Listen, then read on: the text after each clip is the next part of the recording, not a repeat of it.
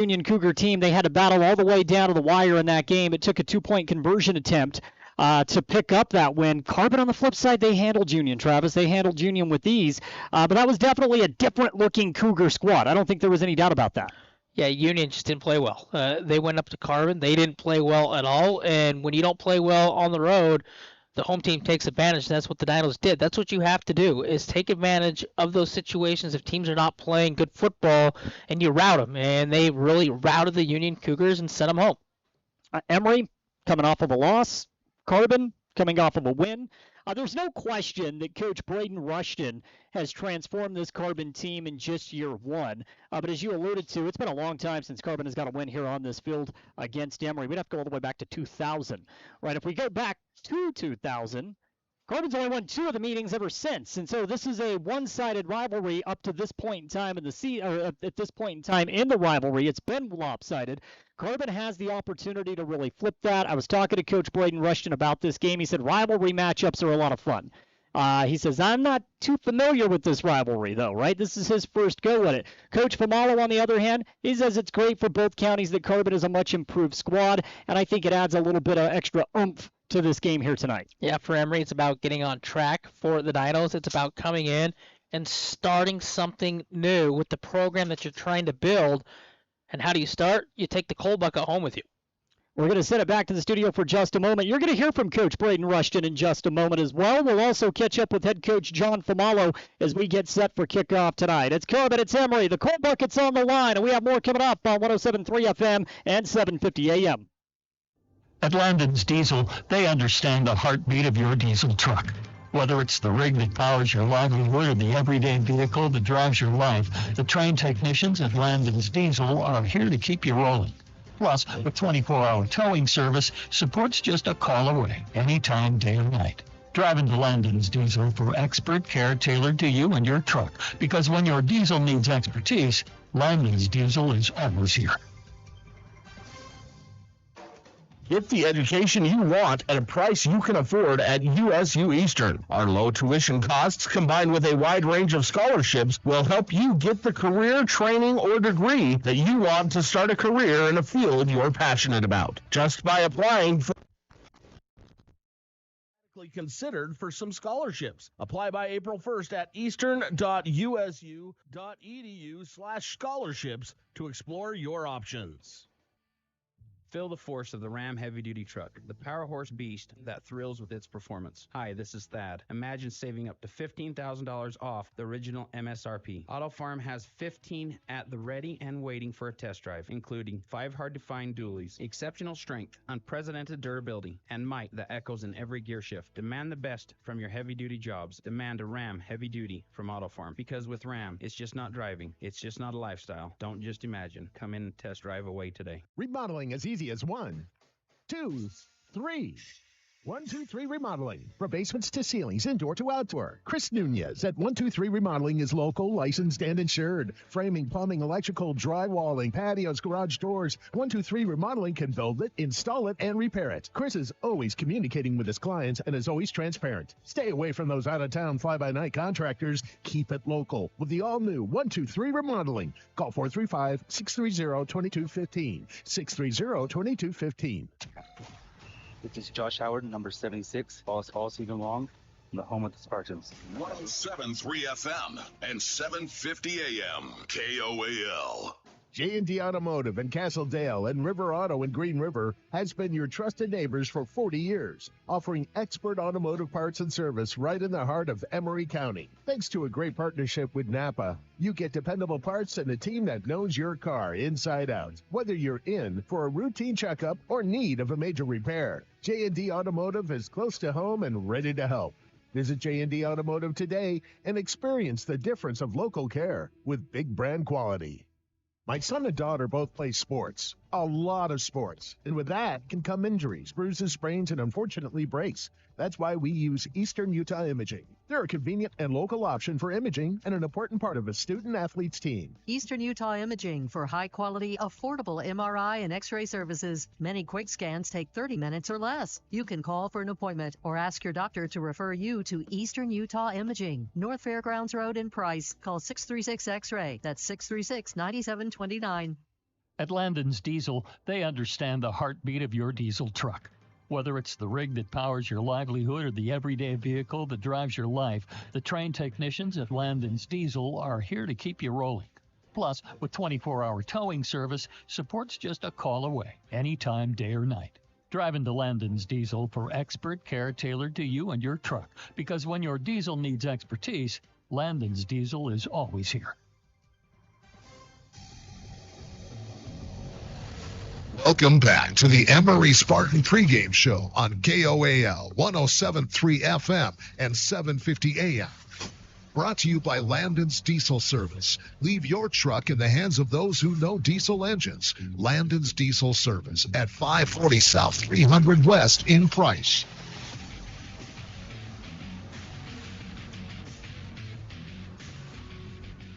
Welcome back into the Landon's Diesel Service pregame show. It's here on KOAL 107.3 FM and 750 AM. We are counting down the moments to kick off big game. It is rivalry week and homecoming here at Emery High School, and the Spartans are looking to get back on the right track after suffering their first setback of the season last week to the Manti Templars, and that loss dropped Emery's record to 3-1 on the season, and it sets up a highly important matchup with the rival Carbon Dinos, who were also 3-1 on the season.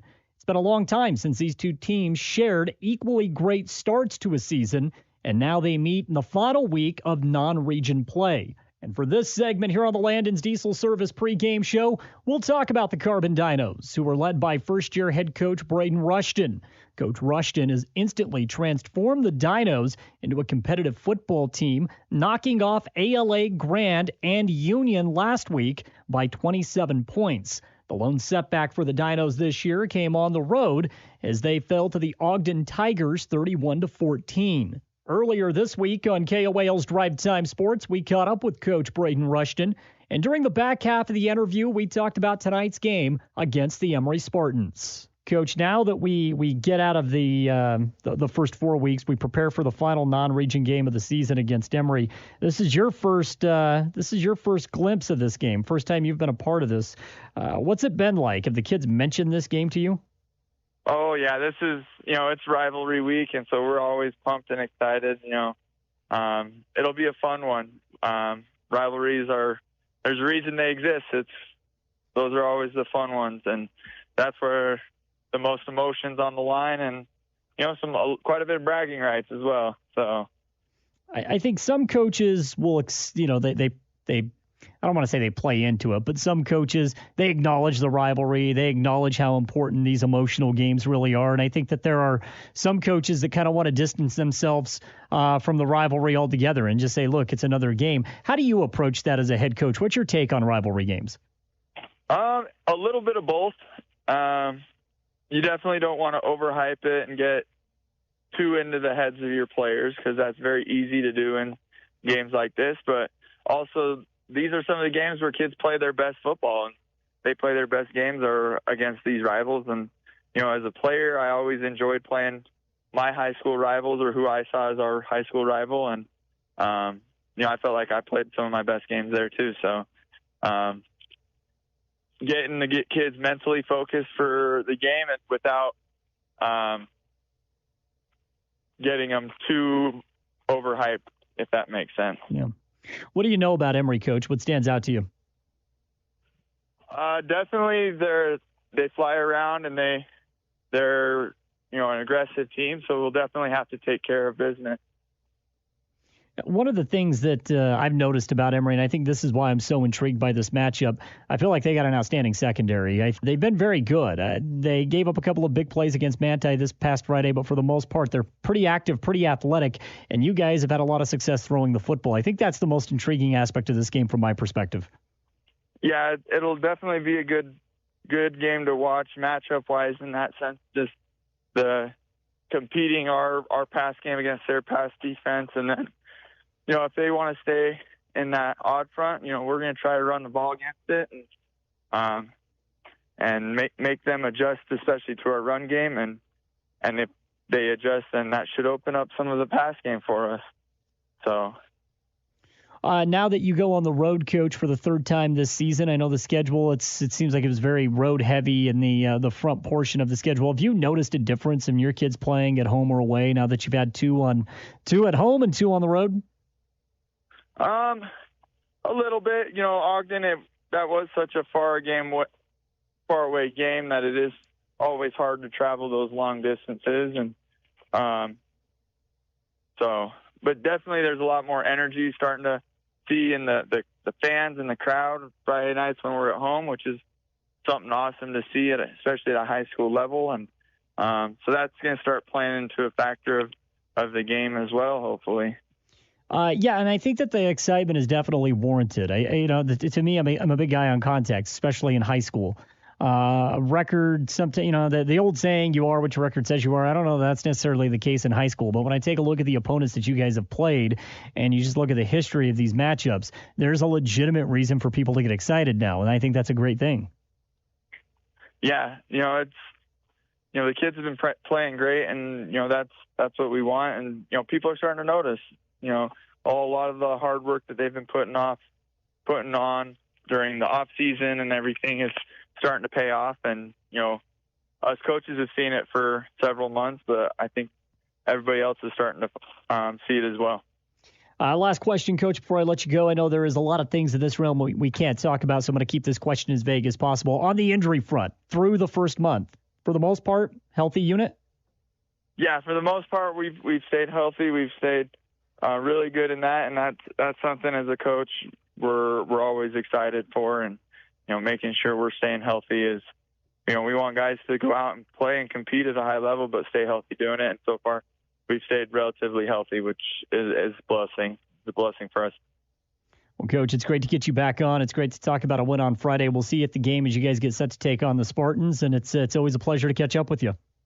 All right, thank you. Again, that's Carbon Dino football coach Braden Rushton taking out the time to join us here on the Landon's Diesel Service pregame show as we inch a little bit closer to kickoff. Big showdown, 3-1 Emery, 3-1 Carbon. And we have more coming up here on the Landon's Diesel Service pregame show. When we return, you're going to hear from head coach John Famalo. We talked about last week's loss to Manti and the importance of tonight's game at home against Carbon.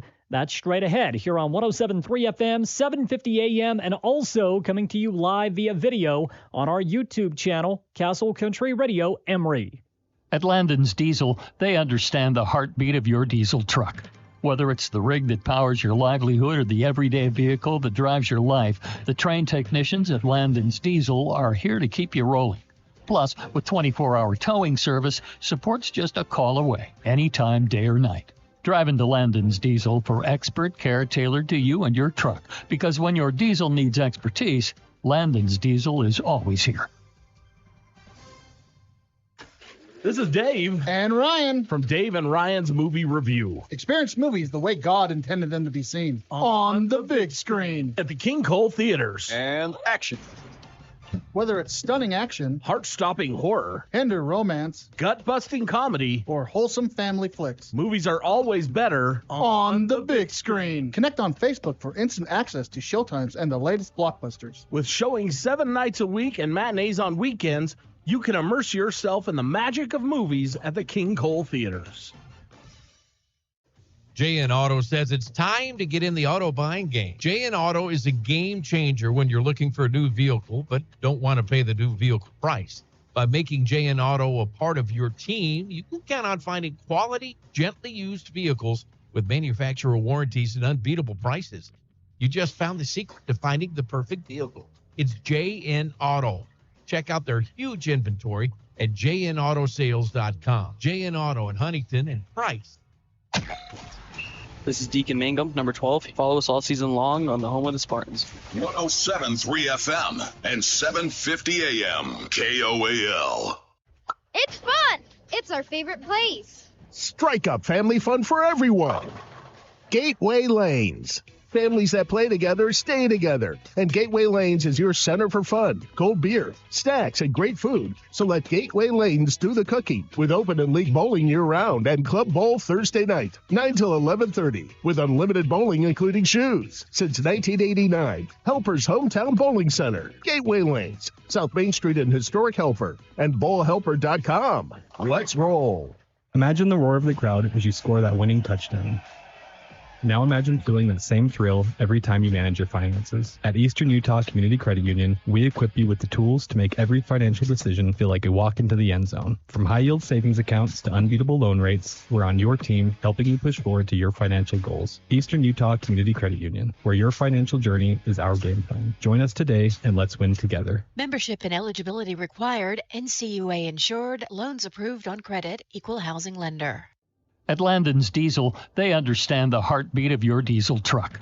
Whether it's the rig that powers your livelihood or the everyday vehicle that drives your life, the trained technicians at Landon's Diesel are here to keep you rolling.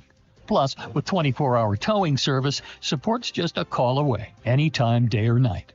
Drive into Landon's Diesel for expert care tailored to you and your truck, because when your diesel needs expertise, Landon's Diesel is always here. Welcome back to the Emery Spartan pregame show on KOAL 107.3 FM and 750 AM.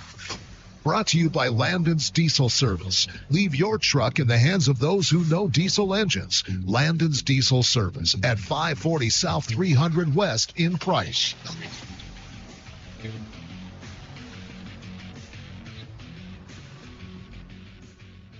Welcome back into the Landon's Diesel Service pregame show here on KOAL 107.3 FM and 750 AM. I'm Jordan Buscarini. I'll be joined momentarily by Travis Anderson as we continue to inch closer to kickoff for tonight's big game. Carbon and Emery, both teams coming in with identical records of 3-1. Carbon fresh off a win over the Union Cougars, while Emery is looking to rebound from a 45-7 loss at the hands of the Manti Templars just a week ago. That was a topic of conversation this week on Drive Time Sports with head coach John Famalo, and we also talked about tonight's matchup against the Dinos. Coach, it's great to get you back on. Thank you. Hey, appreciate you having me on, Jordan. Definitely, Coach. First time we talked this year following a setback. Get out to that 3-0 start. We knew it'd be a tough game going on the road against a very talented, a very disciplined, very physical Manti squad. And I'm of the mindset that the game was closer throughout than what the final score would indicate. But nonetheless, it's a loss. And that's the end of the day. That's the story, right? I mean, a loss, regardless of what the spread was, it was the first loss of the season on the road. Yeah, I mean, it's like you say, it is a loss. Doesn't matter what the score is. I felt like we played better than the score showed, but at the end of the day, it's still a loss. So, you try to take your positives out of it and see what you can do learn from it. I think we learned some things as coaches we need to do a little bit better, and I think players understand, to play at that level, you can't make mistakes, and especially against really good teams like that. And if you do, that's what happens. And so, I think if anything, it was a good learning experience for us, and to play a really good quality team, and to know we can compete, but we can't make mistakes like we did. I know that's been a very difficult place to go and get wins. I mean, I think that's the case for everyone, not just Emory High School. But at the end of the day, if you turn the ball over on their field, it just makes it difficult. And there were a couple of glaring turnovers in this game that really was been out of character for the first 3 weeks of the season up to this point. And I'm sure a lot of that has to do with the panic, the idea of the quicksand. Things are just, spiraling out of control. You're in over your head at times. I mean, that's kind of the way I took the out of character turnovers, Coach. It was just kind of a snowball effect.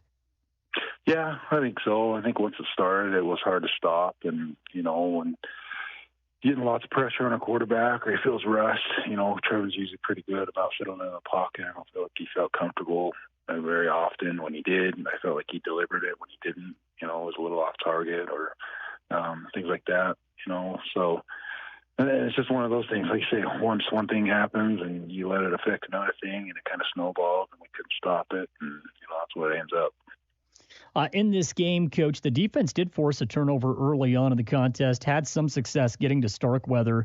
I've been of the mindset that it's no knock on anyone else that we're going to see, but that may be the most complete quarterback on the schedule this season. And he was able to showcase that, be it with a clean pocket, be it scrambling out of trouble, whatever it was. I mean, this kid is really the real deal. He's the complete package.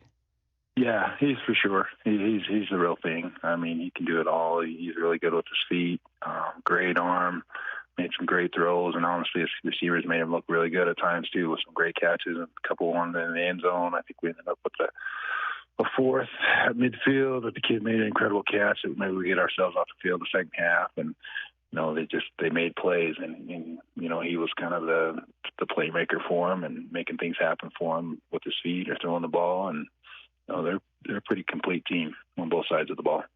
If we talk about the way the offense performed in this game, you and I were talking a bit off of the cuff. You were happy with the running game. JJ had some moments in this contest where he was very difficult to bring down. Ty had some moments in this contest as well. Seemed like the production out of the backfield was pretty good for the limited opportunities, and I'm sure the limited opportunities come with trailing by multiple scores early on.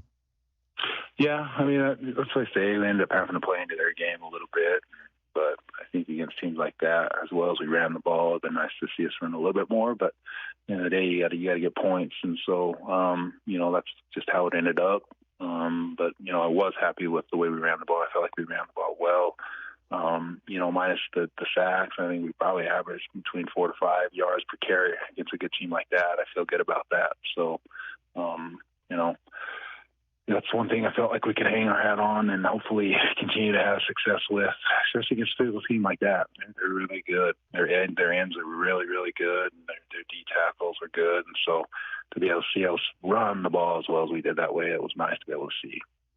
Never a good thing to lose a game. We know that. But the one positive here, Coach, I think there's not a coach in the state that wouldn't take a 4-1 record coming out of region play, and that is still on the table to take care of business this Friday. So still in a very, very good spot ahead of the first RPI, which I believe is released on the 16th. So we're looking at next Monday.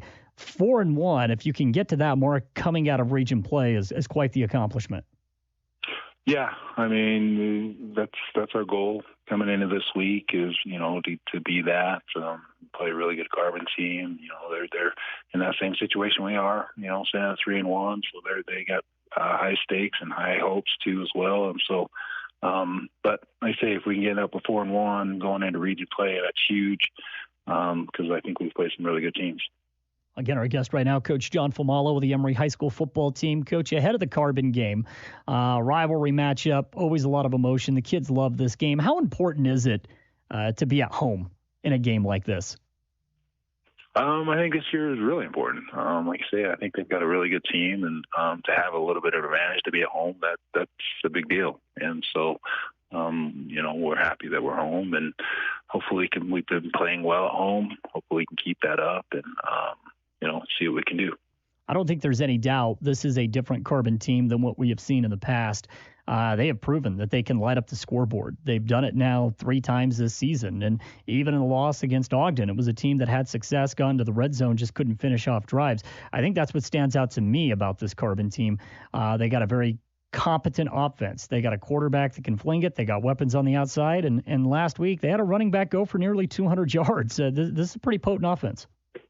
Yeah, no, they've got a lot of threats from the outside to the QB to the running backs, and so they're having a lot of success scoring, and so we got to do all we can to make sure we shore up our defense and limit that as much as we can. But we're not once thinking ahead of anything. We know these guys are good, and we're prepping as best we can to see what we can do to control them.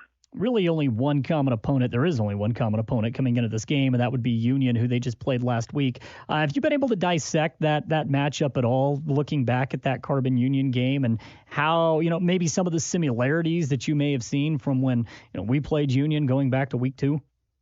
I think Carbon, it was similar to our game, but Union kind of let it get out of hand, where I guess Carbon did a good job creating turnovers and taking advantage of those. And they ran the ball really well. And I felt like we ran the ball well against Union. And so it's one of those, okay, who's going to be able to stop the run? Because I think that's going to be the key for both teams is once somebody gets the run established now, opens up the pass game, and you got some weapons on both sides of the ball. Our both teams that can be effective. And so it should be a really good game that way, a good chess match for both teams, and because I think we're similarly matched, truthfully. Yeah, I would agree with that. And I think you just hit the nail right on the head, right? Who can establish the running game first? You've mentioned that several times in this interview, running the ball, Coach. That seems like it's got to be an emphasis moving forward, establishing that, maybe alleviating some of that pressure off of the passing game. Yeah, I mean, I think we've had a luxury, with Wade the last few years, having that big play. And not that we can't, but I think it's just one of those. And your identity is if you can get that run going and establish that and hang your hat on that, it just makes the game so much easier for your quarterbacks, for everybody else, because things become a whole lot easier. You don't feel like, hey, I've got to convert this 3rd and 8. I got to convert this 3rd and 8 every single time. It's, hey, I can convert a 3rd and 5. I can convert a 2nd and 2. And so that's makes the game so much easier when you can run the ball and do it effectively. You mentioned 2nd and 2, and I don't have a statistic in front of me, but it seems like that right there, it's a good spot to be in, but at the same time, that's a tough spot to be in, right? Because if you don't convert properly on a 2nd and 2, all of a sudden 3rd down's a completely different beast. Almost feel like that's a trap situation if not handled correctly. Yeah, I mean, a 2nd and 2 is just one of those. I feel like you got a free down in there, you would hope. I mean, and so for me, it's like, okay, you got 2 ways to go. Well, you throw the ball, and I mean, that's what I say. Those are the ones that maybe you get them falling asleep or packing it in the box. You might get a matchup versus, 3rd and 8 where, they're thinking pass. They're either bringing the heat or they're sitting back and you got to find a spot. And so 2nd and 2 to me is one of those. I feel like you got a couple ways to go where 3rd and 8 you don't. I mean, I feel like it's just one of those. So. It is homecoming as well this Friday, Coach. And, I think it's just cliche to say there is a lot of distractions. But again, when we're talking about 16, 17, 18-year-old kids, a rivalry matchup, homecoming, middle of the season, region play starting next week. Yeah, there are a lot of potential distractions going into Friday's game, I think, for both teams. Yeah, I mean, I think I say it's one of those, in the past, maybe there wasn't, whether the records were different, or flip-flop or one way or the other. I mean, I think both teams understand the urgency of trying to get this game going into their region plays and establishing yourself with a 4-1 record versus, a 3-2 record. And so, I think for us, I think it's a business, even with the distractions going on. I think everybody understands what needs to happen. And so I think, despite what's going on with the homecoming and all those, I think our kids have been focused this week in practice. And so I felt really good about that, the sense of urgency and not necessarily just saying, okay, hey, let's just, it's Carbon, let's show up. I feel like our kids have a sense of urgency of what needs to happen to make sure we take care of business this week for sure. Yeah, I think competitors always want to play in big games, right? And as you just alluded to, the fact that both teams are 3-1 and one team's not 3-1 and the other is 0-4 or 1-3. I mean, to have identical records at 3-1 at this stage in the season and for both teams to have quality wins, that's great for the game. I mean, it's fantastic. This is fun football. Yeah, no, that's how I want it. I think that's how we should want it. Rivalry games should be that way. I mean, you don't want one team down and another team up. You want both teams playing well, coming into playing each other, and so it just makes it a fun atmosphere and a fun environment for the kids and coaches all around, and for the communities. And so I think it's just nice to have that in that part of it happening this year for sure. We can end with this, Coach. Rest of the week, a couple of days ahead of game time. What's the next 2 days look like for this team? For us, I mean, it's just the final cleanups. I mean, we've kind of put our game plans in place as far as the things that we want to make sure our kids are aware of. Now it's just cleaning up the little things and then just getting our kids focused on what's about to happen and what they need to do to prepare to make sure we're ready. So for us, it's pretty simple. It's, clean up our little small details, but just focusing and getting them both mentally and physically ready to go to battle for this team. So, Coach, you always look forward to the conversations. Thank you again for the time. Can't wait for Friday night. We'll see you at the field. Hey, looking forward to it. Hey, thanks, Jordan. Again, that's our interview with Coach John Famalo from earlier this week. Coach always joins us on Wednesdays on KOAL's Drive Time Sports. That's from 4 to 5 on 107.3 FM and 750 AM, where we talk both Carbon and Emery sports. Again, Coach Famalo every Wednesday. Coach Braden Rushton every Monday, and that's what leads us to this matchup here tonight. We are about 2 minutes away from kickoff. The Carbon Dinos won the flip. They chose to receive the football, and so Carbon is going to get a first crack at it. Travis, before we send it back to our final commercial break before kickoff, give me your keys to the game. Yeah, I think for Emery, they have to play clean. They got to clean up the penalties. That was an issue a week ago. The turnovers are an issue. Have to clean that up. So that's Emery's side. For the Carbon Dinos, I think it's a fast start. I think if they come down, score in this opening drive, and really put some pressure on Emery, I think it's a big step for them. But if they go 3-and-out and give this crowd and student body and everybody here, a chance to get into the game, I think that could hurt them. Well, we will keep it here as we are getting set now for kickoff. We're going to start just a couple of minutes early. Carbon comes out wearing their road white uniforms with the blue bottoms. Of course, they got the white helmets. Emery, all black, black tops, black helmets, black pants. Emery's going to be kicking right to left on the radio dial. Carbon moving left to right. Back to return the kick deep for the Dinos. We'll see Tiger Timothy along with Elite Lang. So the Dinos with that explosiveness in the return game, lining up at about the 10-yard line. Jaden Atwood, the junior, tees it up at the 40. It's Carbon and Emery, 2 3-1 teams, and we are underway. Atwood's kick is end over end, short of the goal line at the 10. Here comes Tiger, gets it out to the 25-yard line, goes left side, and he is taken down at the 24-yard line. That's where Timothy brings it out, and that's where Carbon will set up shop for the very first time in this ball game. Great job by the special teams unit for Emery to get downfield, not allow any of those lanes where he could burst one, get up the field. So good start by the special teams, and for the Dinos, pinned back just a little deep in their territory. Referee tonight, Justin Blackham wearing the white hat. Umpires, Jared Tatton. Head linesman is Patrick Cox. The line judge is Greg Parsons, and the back judge is Ben Wolford. First snap, quick pass. That's Tony Wilson with the ball to the 30, 35, 40. He's into the Emery secondary and taken down at the 47-yard line. It took no time at all for Carbon to get things rolling. They want to move it right side behind a screen, and that's Tony Wilson near midfield. That's a big chunk right there. That Emery defense has to limit those big plays from the Carbon Dinos. You would expect Carbon to have about the first 15 plays, I would say, scripted. This offense has been potent all season. Kennedy out of the pistol set, 3 wideouts right side. Takes the head off. It's Wilson up the gut. He ran for 199 yards last week. And here on his first carry out of the backfield, he picks up a gain of 7. It's second down and short for the Dinos, who have stayed ahead of the sticks. That 2 plays, big chunks. Emery defense last week was gashed right into those A and B gaps. Emery going with the odd man front, but standing up off of the left side. On the outside, it's Aiden Abrams. He had a strip sack against Starkweather last week.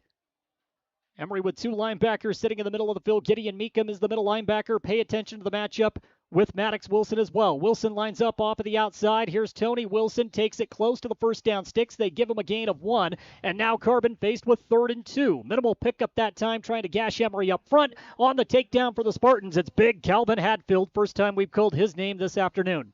Hadfield untouched, not blocked. The Dinos have to do a good job of that, blocking him because he can cause havoc. If I'm Emery here on 3rd down, I'm putting pressure. I'm sending a blitz. Odd man front again for the Spartans. Off the left side on the line, it's Blake Citrid.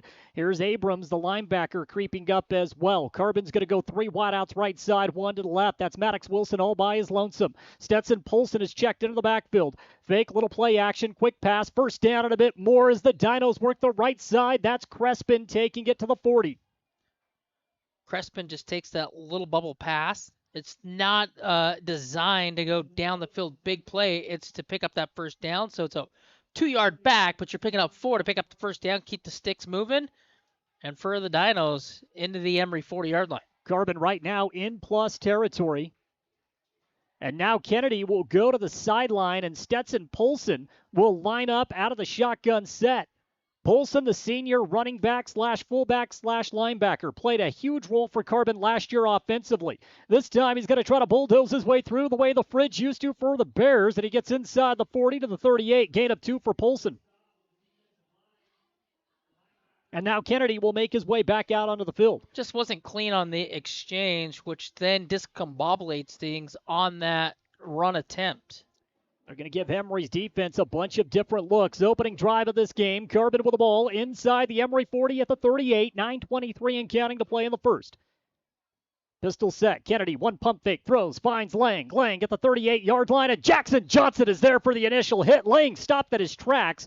That time, as Emery is able to read out the play, but Lang has that explosive speed, Travis. You got to be careful there. If he has one or two first steps, he's gone. Yeah, it seemed like Stockton was just trying to get his fingers on the laces, didn't have a good grasp of the football. So the time of that play, trying to get that little bubble screen to go, really didn't help with the bobble of getting the football out. 3rd and 8 for the Dinos. Hand off to Wilson. Carbon views this as 4-down territory. Wilson bounces to the outside. He has the edge. Flag comes out. Wilson will take it to the house. Touchdown Carbon for the moment, but a flag is down back at the 30-yard line, and that may negate the touchdown. It is a hold against the Dinos. It's a great call. Right up front, you can see the hold to spring him free. The guilty party on that one's going to be Chapel.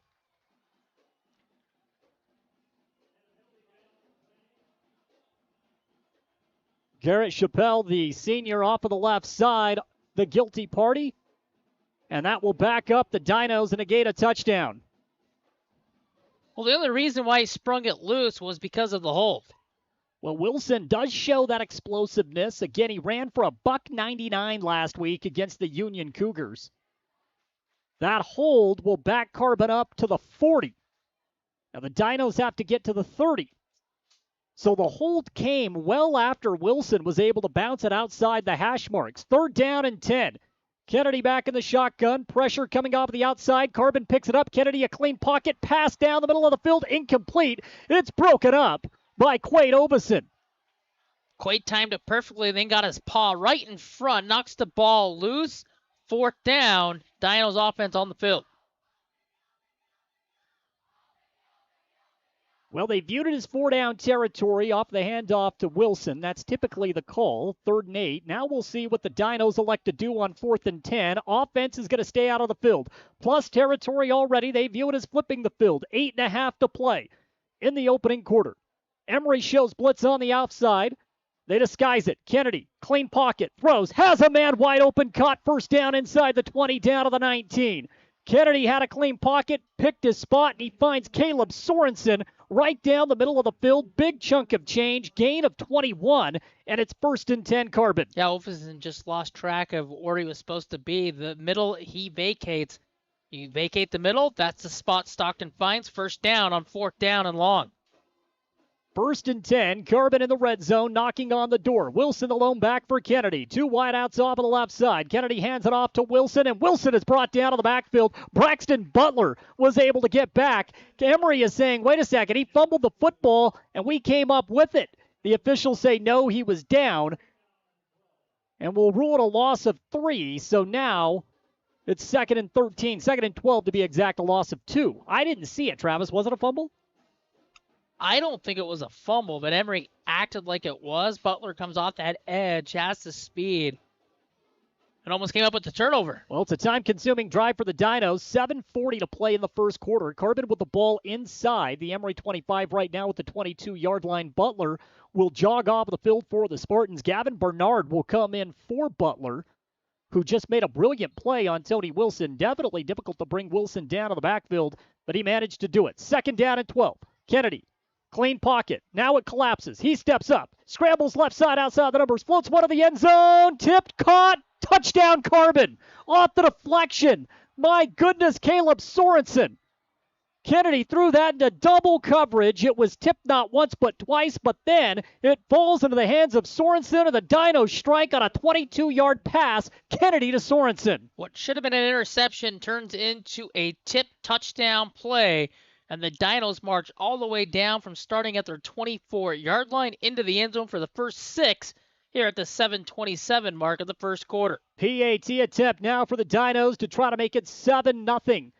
The holder for Carbon is Carter Branch. The hold is good. The kick is up, and it is good. Right through the uprights, the senior Luke Brady. Carbon draws first blood. 7:27 to play in the opening quarter. The Dinos lead 7-0. Emery will get their first crack when we return.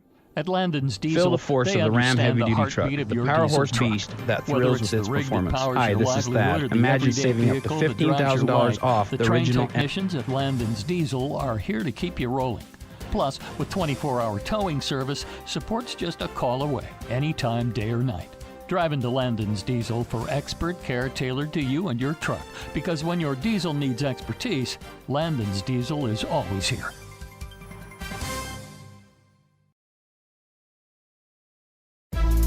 The Spartans play here. Hayden Abrams, number 3. Caleb O'Neill, number 58. Deacon Mangum, number 12. On 107.3 FM and KOAL. AM, KOAL. 7-0, Carbon with a lead over Emery as they march 75 yards on that opening drive for 6. And now the Dinos will tee it up to kick off to the Spartans. Back to return deep. Ty Yost on the left, Hayden Abrams on the right. Kicking off for Carbon is Luke Brady. That's a statement drive. You get the football first, you march down the field, and you put up the first 7. 75-yard drive. Here's the kick. Abrams at the 5. Fakes the reverse. Going to keep it himself. Abrams to the 20. Abrams to the 25, 30. Abrams knocked out of bounds. And a late flag. The kicker, Luke Brady, saved it from going probably into plus territory. But now we may tack on an additional 15 off of the return from Hayden Abrams. That's going to be a horse collar tackle. You can see it right in front of you and I. So great return all the way up shy of the 40-yard line. Tack on more with the penalty. And that will give Emery excellent starting position. And our first look at senior quarterback Trevin Gilbert. We'll see if he can follow the near flawless drive we just saw from Stockton Kennedy. There's the personal foul against Carbon. They spotted Abrams out of bounds at the 38-yard line.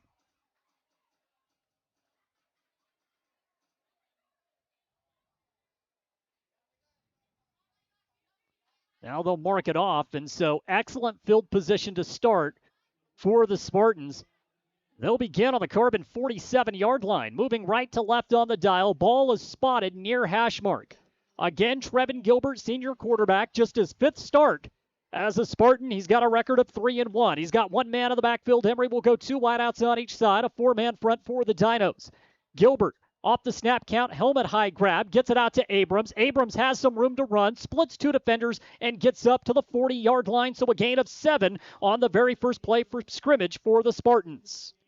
Yeah, for Emery, you couldn't ask for anything better. You give up that quick 7, and then Carbon bails you out with the penalty, puts you in this position on the Carbon side of things to answer right back quick. Dinos nearly took 5 minutes off of game clock on that drive. Emery is not necessarily a quick strike offense, so this might be a quick quarter. 3 wideouts right side, hand off to Jackson Johnson. JJ with a big run, gets past the 35, still on his feet, close to the 30-yard line. That's where they will spot it. So a gain of 11 from JJ on his very first handoff of the ball game. That's a missed tackle. JJ just bounces, spins off that, and then the second line of defense has to rotate down to make the play. That's Unsworth, the last line of defense, to make the tackle. Plus territory to start this drive for Emery. 2 plays already at the Carbon 30, knocking on the door of the red zone. Gilbert back out of the shotgun set. Johnson lines up left side. Emery's going to stack it with a wing back right side. That's Butler. Play action. Gilbert to throw, over the top, caught by Deacon Mangum. Mangum is tackled by Deegan Richards, but not before he gets it down to the Carbon 12-yard line. Flag is down back at the 35, and a hold is called against Emery, and that will negate what would have been a 19-yard pickup. You have the one-on-one on the far side next to the Emery bench. That's the matchup you want. You just float it up, let your big wide receiver go up, but everything is halted with the penalty they hold up front. Well, Deegan Richards is a first-team All-Stater. He's got a tough matchup with Deacon Mangum. I love what we are seeing tonight. Also on the defensive front, pay attention to Maddox Wilson off of the right side going up against Caleb O'Neill. I don't think you could ask for a better one-on-one matchup coming off of the line, the big uglies as they call them, in the trenches. That's the junior against the 3-year starter in Caleb O'Neill. I love that matchup. Now Emery behind the sticks. They have the ball back at the 40. They got to get to the 21-yard line. That sets up first down and 19. I'd go either back to that play you just ran or your little bubble screen to the top. Gilbert works it right side. Porter Herdsman. Another flag comes out, and that is at the 40, and Emery may be backed up now to their own 50-yard line. Travis, you thought that we would see a lot of flags early on in this game, and it's happened against both teams as Emery will be backed up yet again. Yeah, both teams, with the penalties, I think the referees are trying to keep things under control as much as they can, so that's why we're seeing a heavy dose of penalties. And now Emery is back at their midfield at the 50. So this is 1st down and 30 with 6 minutes even to play in the opening quarter. Emery has ran 2 official plays from scrimmage. They've gone for 18 yards. 4-man front for the Dinos out of the shotgun. Hard snap. Gilbert back to pass. Gilbert steps up in the pocket, fires. It's caught by Abrams to the 40. Gets it up to the 38-yard line, a gain of 12. And so a good chunk of it back already. Right now, Trevin Gilbert, 2 of 2 for 19 yards. Both of those passes going to Hayden Abrams. Yeah, Hayden just sits down in the zone and then sits and waits. The ball delivered perfect. You spin up, you get positive yards. That's a good chunk to take away from that 1st and 30 to make it 2nd and 18. Carbon trying to collapse that pocket off of the outside. Kiefer on the left side. You got Wilson on the right. Here comes a motion man. It's Hayden Abrams trying to get the edge, and he is brought down to the backfield. Yet we have another flag. My goodness. Flags coming out as if it's week 1. We're in week 5, and that's a 15-yard penalty with a horse collar. And so Emery's going to get a big chunk of it back. They are now from the 38 up to the 23, and it is 2nd and 3, exactly what Coach Famalo likes, ahead of the sticks yet again. The Dinos catch a break with the penalties by Emery, and then Emery catches a break with more penalties we talked about in the open. Which team is going to be more composed in the situation? Right now, both teams just playing at a fast rate, and I think everything's speeded up for both teams, and they're not, attempting to make those plays on purpose. They're just trying to make plays. It's 2nd and 7. They officially spot that ball at the 27-yard line. But Emery back on schedule offensively. 1 man in the backfield, left side of Gilbert. It's JJ. Snap, play action. Gilbert rolls out. He's under pressure. Has to dump it off. It's incomplete. Tried to hit his check down man, Braxton Butler. In the vicinity lurking for Carbon was Caden Vasquez, the senior, and now it's 3rd down and 7. Well, the pressure forces him and then flushes him out of the pocket, so he has to rush the throw. It's just a timing thing. 3rd down and 7.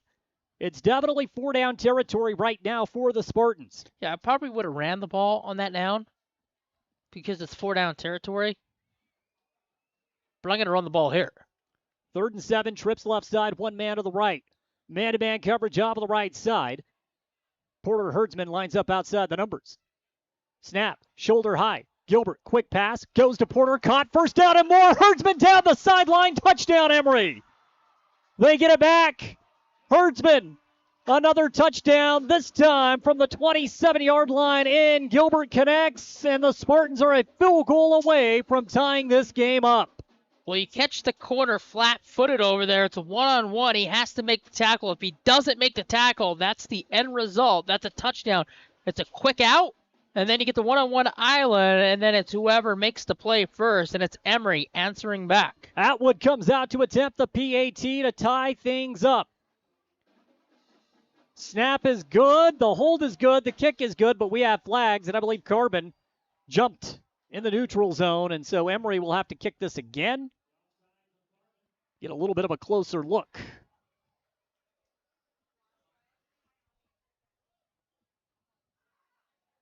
Well, he made the PAT, so they can take the PAT, and you decline the penalty. I thought I heard a whistle that killed the play, but Emery's going to take that. All right, we'll take it as well. 7-7. Gilbert finds Herdsman on a 27-yard touchdown. We'll take a 30-second break. The Spartans will kick it back to the Dinos when we return. Remodeling is easy. Transform your space with Spectrum Paint featuring PPG paint, the ideal choice for any home project. Imagine a kaleidoscope of colors at your fingertips, from soothing pastels to vibrant primaries. Whether revamping a room or adding character to your exteriors, Spectrum Paint makes every brush stroke count. Dive into a spectrum where quality meets creativity and paint your world with us. Visit Spectrum Paint to find the perfect shade for your home today.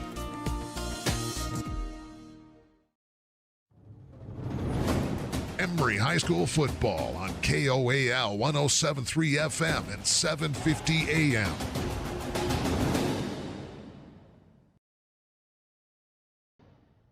Emery getting set to kick it off to the Carbon Dinos. Ball's teed up at the 40, right to left on the dial. 7-7, 4:24 to play in the opening quarter. So far, it's lived up to the hype. Atwood gets a running start, puts his leg into it, end over end kick, and the Dinos will return to the 5, now to the 10, 15, and the 20.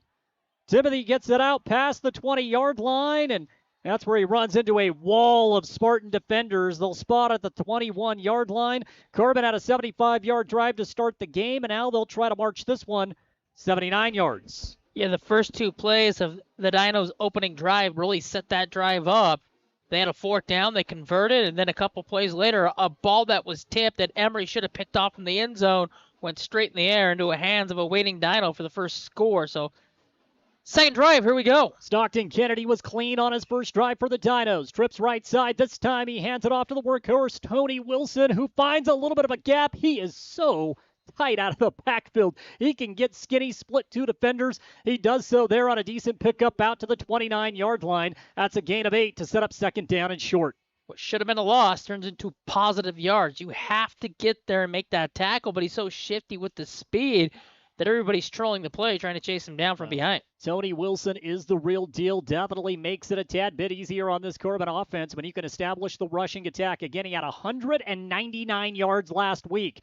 Trips right side now for the Dinos. Kennedy out of the shotgun set. 3-man front for the Spartans. Kennedy is under pressure. Flushed out of the pocket. Throws it to the sideline. There's Maddox Wilson. He climbs a ladder and brings it down at the 41-yard line. He is a true weapon, a mismatch for nearly every team Carbon steps on the field with. And he grabs it, corrals it, steps out of bounds at the 39-yard line. 1st and 10 Dinos. For the first time tonight, he's flushed out of the pocket. The Spartans got pressure. And then he just throws a ball out of the pocket, rotating towards the Dino sideline, up for grabs. And no Emery Spartan could come up with it. They had 2 black jerseys over there. Like he says, just throw it up. I'll go get it. Maddox Wilson, the junior, 1st and 10. Kennedy still clean at the quarterback spot. Under pressure yet again. He's going to try to run. Here's Hayden Abrams. Abrams steps up and has... It's not a sack because Kennedy managed to get beyond the line of scrimmage. Gain of 1 to set up 2nd down and 9. Abrams brought pressure last week. Remember, to start the game on Mason Starkweather for Manti, had the strip sack. That had the makings of it, but Kennedy managed to hold on to the football as he went down to the ground. Yeah, Hayden comes untouched to the outside edge. Stockton feels the pressure at the last second and then moves up in the pocket and picks up 1 yard. 2nd down and 9, 2:35 to play in the first quarter. Tony Wilson again making would-be tacklers miss. He's into Emery territory, brought down at the 45-yard line. There's been no answer for Tony Wilson so far in this game, and the Dinos will have a fresh set of downs, move the sticks, ball at Emery's 46-yard line, Carbon back in plus territory. If you're going to hit Tony Wilson, you better hit him. You can't lightly just use your shoulder and just tap him and think he's going to go down. You have to wrap that big boy up. 1st down and 10 for Carbon.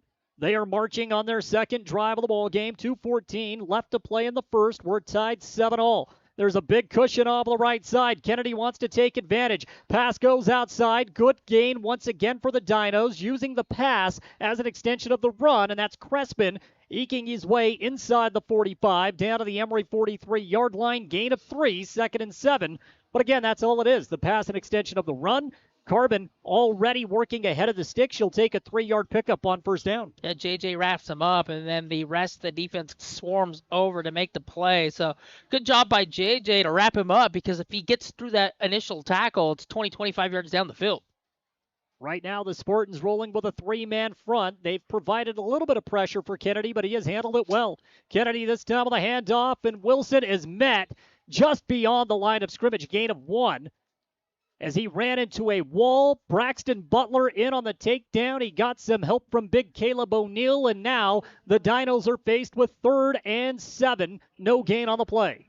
Braxton Butler just went low, and Tony Wilson tried to run right over the top, and Braxton Butler, like a wall, just stood there. He hit the wall and then straight to the ground. 1 minute even left in the first. 7-7. Carbon faced with 3rd and long. They're at the Emery 43-yard line. Ball is on the near hash mark. Carbon has the entire left side of the field to work with, and that's where Maddox Wilson will line up. Motion man coming right to left. It's Sorensen. Kennedy out of the shotgun, takes the snap. Emery brings pressure, and there's the sack. Kennedy goes down to the 50.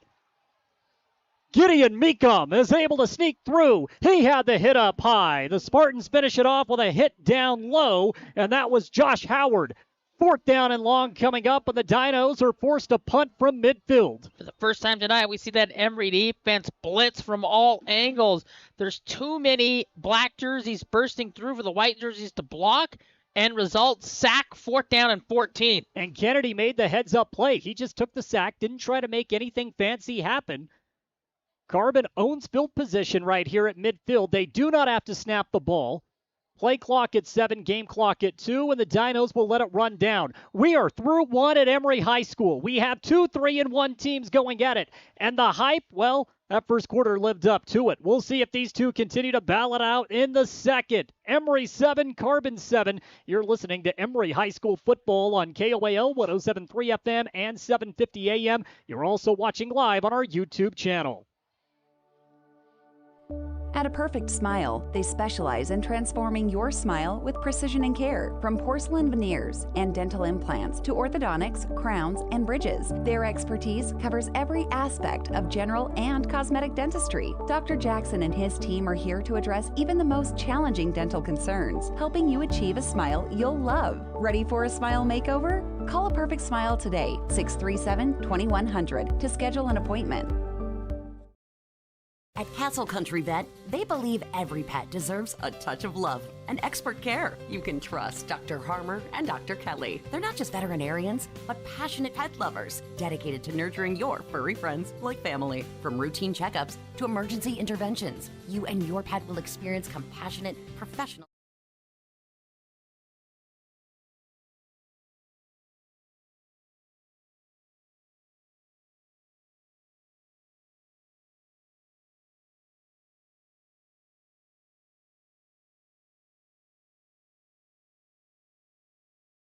To get that thing to stick down. Good job just to let that thing roll into the end zone. So here we go. Second drive for Emery here at the 11:52 mark of the second quarter. That was a beautiful punt. And now Emery will have 80 yards of green in front of them. The first down play here. Emery, they get a little aggressive. They get that one-on-one matchup that they like, where they went to that one play earlier that was called back with the flag to Deke. I think you can get that going. First down and 10, Emery. Spartans managed to march down a short field on their opening drive, and they capped it off with a 27-yard touchdown as Gilbert found Herdsman. First and 10, handoff. The first look at Ty Yost. He's got room to run. Ties in the Carbon secondary. He's got one man to beat. Ty Yost is going to go the distance. An 80-yard run. Touchdown, Emery, and the crowd is on its feet.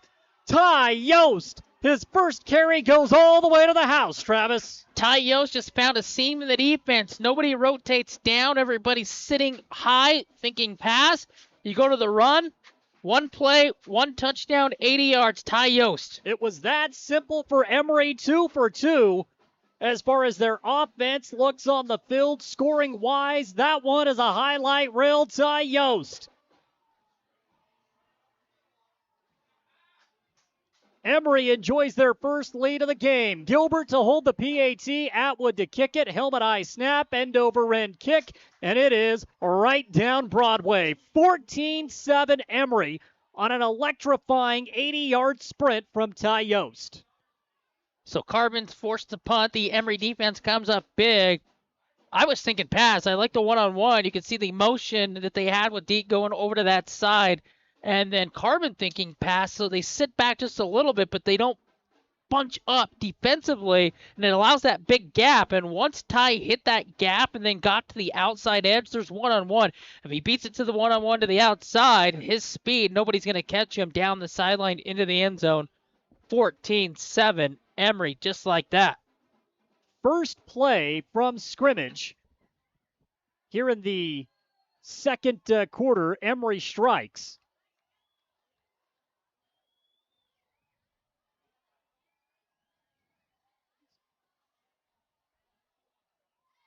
Well, Jordan, that's 14 unanswered by Emery after falling down 7-0. An important drive now for the Dinos. Running start, kick, end over end. Atwood gets it deep. Timothy grabs it at the 5, 10, now to the 15, to the 20, still on his feet. Good starting field position for Carbon as they'll start at the 25-yard line. So they started at the 24. They scored. Last time 21. They punt. This time at the 24. Third drive, second quarter.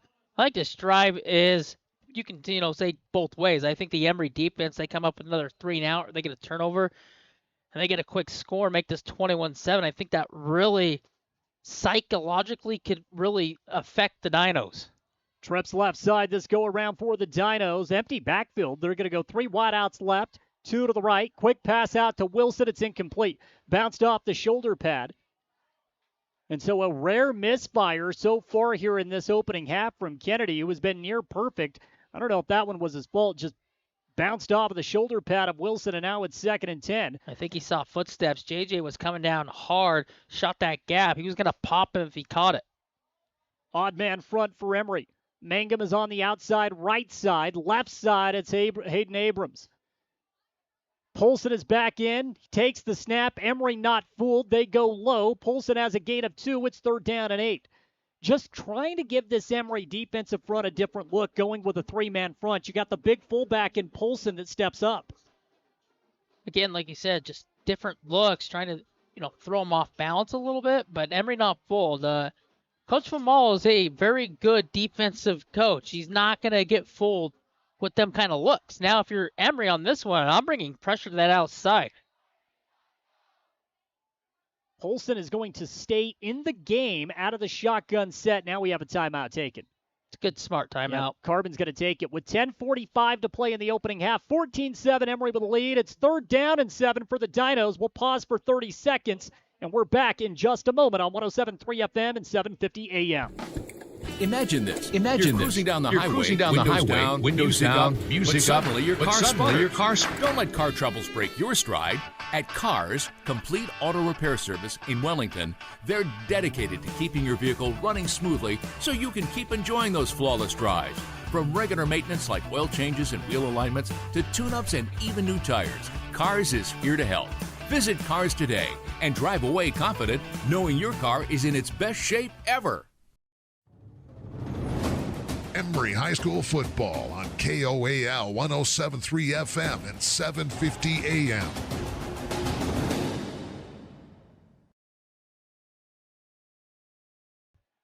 $10:45 left in the first half. 3rd down and 8 for Carbon. Kennedy is back in. He wants to go deep outside the numbers, lobs it up. Elite Lang had it knocked away at the last moment.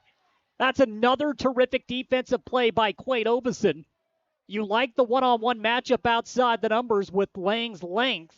Give a lot of credit to Quade Obeson, Travis, because I thought that Kennedy put that ball right where it needed to be. Lang was in a great spot. That's good offense, better defense. 4th down and 8. Carbon will have to punt the football away. That's a good ball by Stockton to get it out, get it over the top, like you said, where only his wide receiver can make a play. It's either going to be a catch or it's going to be that incomplete where it's not going to be picked off. Carbon's going to have to punt this away from inside their own 15-yard line. Back to return at the 40 stands Emery. 1 man back deep. The one thing we know is that Brady has a leg on him. Climbs the ladder off of the high snap, gets it away. And a dangerous grab by Ty Yost, who manages to save some yardage for Emery as he snags that ball at the 40-yard line and goes down. So a short field for the Spartans as they take over at their own 40. High snap, then the punt. That ball is coming down quick.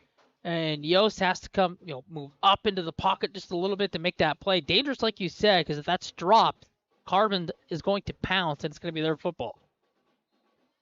Big drive for the Spartans. So 2 3-and-outs. The Emery defense has come up with after giving up that score. And with 10:31 here in the second, this is an absolute must-stop by the Carbon Dinos. 3rd look at the Emery offense, 2 of 2 so far. And Jackson Johnson is now the man of the backfield. Bubble screen down towards our side, Jordan. Butler comes in motion. Gilbert wants to test outside the numbers, finds Herdsman, overshoots him. Herdsman dives. I don't know if that was necessarily the first read. I think you were right. It was going to be a bubble screen to Butler. However, Herdsman broke loose, had an open field down, and tough throw for Trevin, incomplete. Yeah, Lang a little slow-footed getting out of the break, and he's trolling the play. That ball just a little bit out in front, but the bubble screen was the first look. He saw the second look, and if he just soft tosses that over the top and lets his wide receiver run underneath, it's a catch, it's a touchdown. This time a handoff, Jackson Johnson. JJ runs, bouncing off of tacklers, gets it out to the 45-yard line on a gain of 5. And so he picks up half of what Emery needs. Here's 3rd down and 5. You got to get to the 50 to move the sticks. But the corners and the safety are playing defense like you do against the Dolphins with Tyreek and Jalen Waddle, where you don't want them going all the way past the sticks. So you're tightening things up in that aspect, but Emery's got some shots here that they can take. 4-man front for the Dinos. Handoff to JJ. He gets back to the line of scrimmage and a swarm of Dino defenders to make this 4th down and 5. Excellent defensive effort. Stepping up on the takedown was Logan Anderson, the senior linebacker. And now Coach Famalo has to put his thinking cap on. What do you do here? Do you go for it on 4th and 5, or do you punt and play the field position game? Yeah, I'm going for it. I trust my defense if I don't come up with it that I can get a stop in this situation. I want to control this quarter by going for it, picking up first downs, taking time off the clock. I would not be surprised if Emery doesn't snap the ball. They're very good at the hard count. 4th down and 5, 13 on the game clock. Hard snap, I stand corrected. Gilbert takes the snap. He's under pressure, flushed out of the pocket. Going to have to make a throw on the run. Goes deep downfield, caught by Porter Herdsman. Herdsman grabs the ball at the 25-yard line, and a huge first down for Emery. That's the one-on-one I'm talking about. It's been there a couple times. You roll out of the pocket, you're flushed out, and you throw on the run, and that's where Gilbert's at his best, is moving out of the pocket, throwing on the run. That's an absolute dime down the sideline, first down and more, all the way to the Dino 18-yard line. A 37-yard pickup for Emery. And now they are back in the red zone, looking to go 3 for 3 on scoring drives. 9:08 left to play in the first half. Gilbert has Johnson lined up left on the side. Play action. Dump off. That's Braxton Butler. 15, 10, 5. Butler dives for the pylon, knocked out of bounds at the 1. But a big pickup of 17 for Braxton Butler. Everybody bites. So what do? You just sit down and wait. And then Butler takes the ball, gets all the way down to the 1-yard line. And we got a Dino down. With that, exactly 100 yards in the first half for Trevin Gilbert through the air, Travis. He has been dynamic.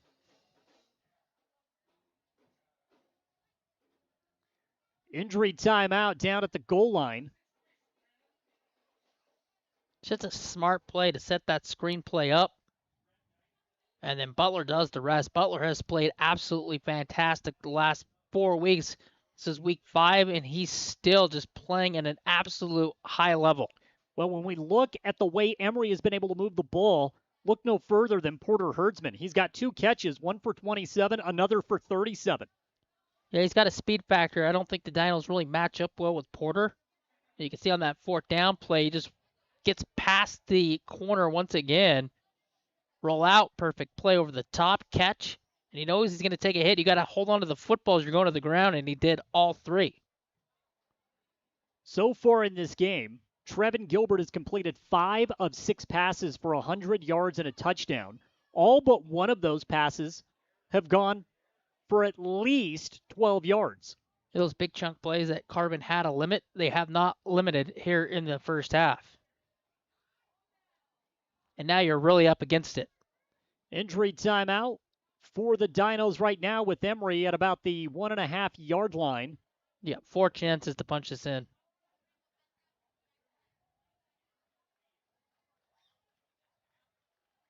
There was a big collision at the goal line as Gilbert took everyone right, stopped, went back to Butler on the left, had open field, had the edge. Trying to tackle Braxton one-on-one's no easy task. That kid is an absolute monster. He has had a great season so far. Gilbert will go under center for the very first time in this game. Johnson the lone back. Snap, handoff. JJ picks his spot, dives forward, gets across the goal line. Touchdown, Emery. A 1-yard run from Jackson Johnson on his 3rd carry of the ball game, and Emery has opened up a 2-score lead, 20-7, with 8:53 to play in the first half. So a couple defensive stops And then the Emery offense helps the defense out by scoring on 3 straight possessions. 21-7 coming up if the extra point is successful.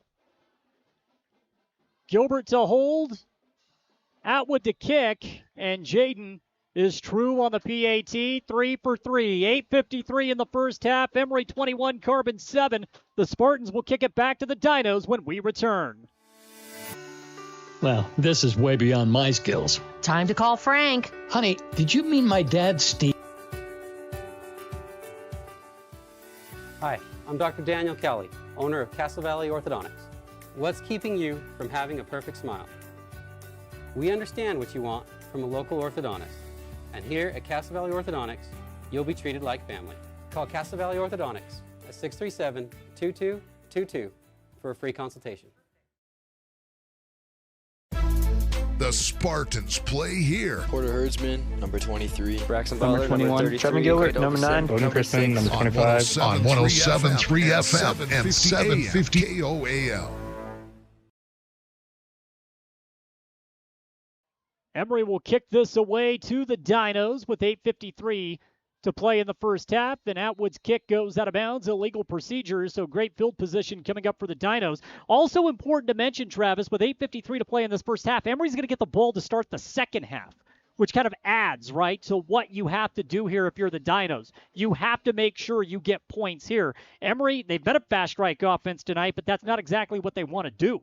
No, for the Dinos, this drive has to be long. You've got to take time off the clock. You cannot allow Emery to get the ball back quick and get a score. Like you said, they get the ball back, they could really put that mercy rule into effect.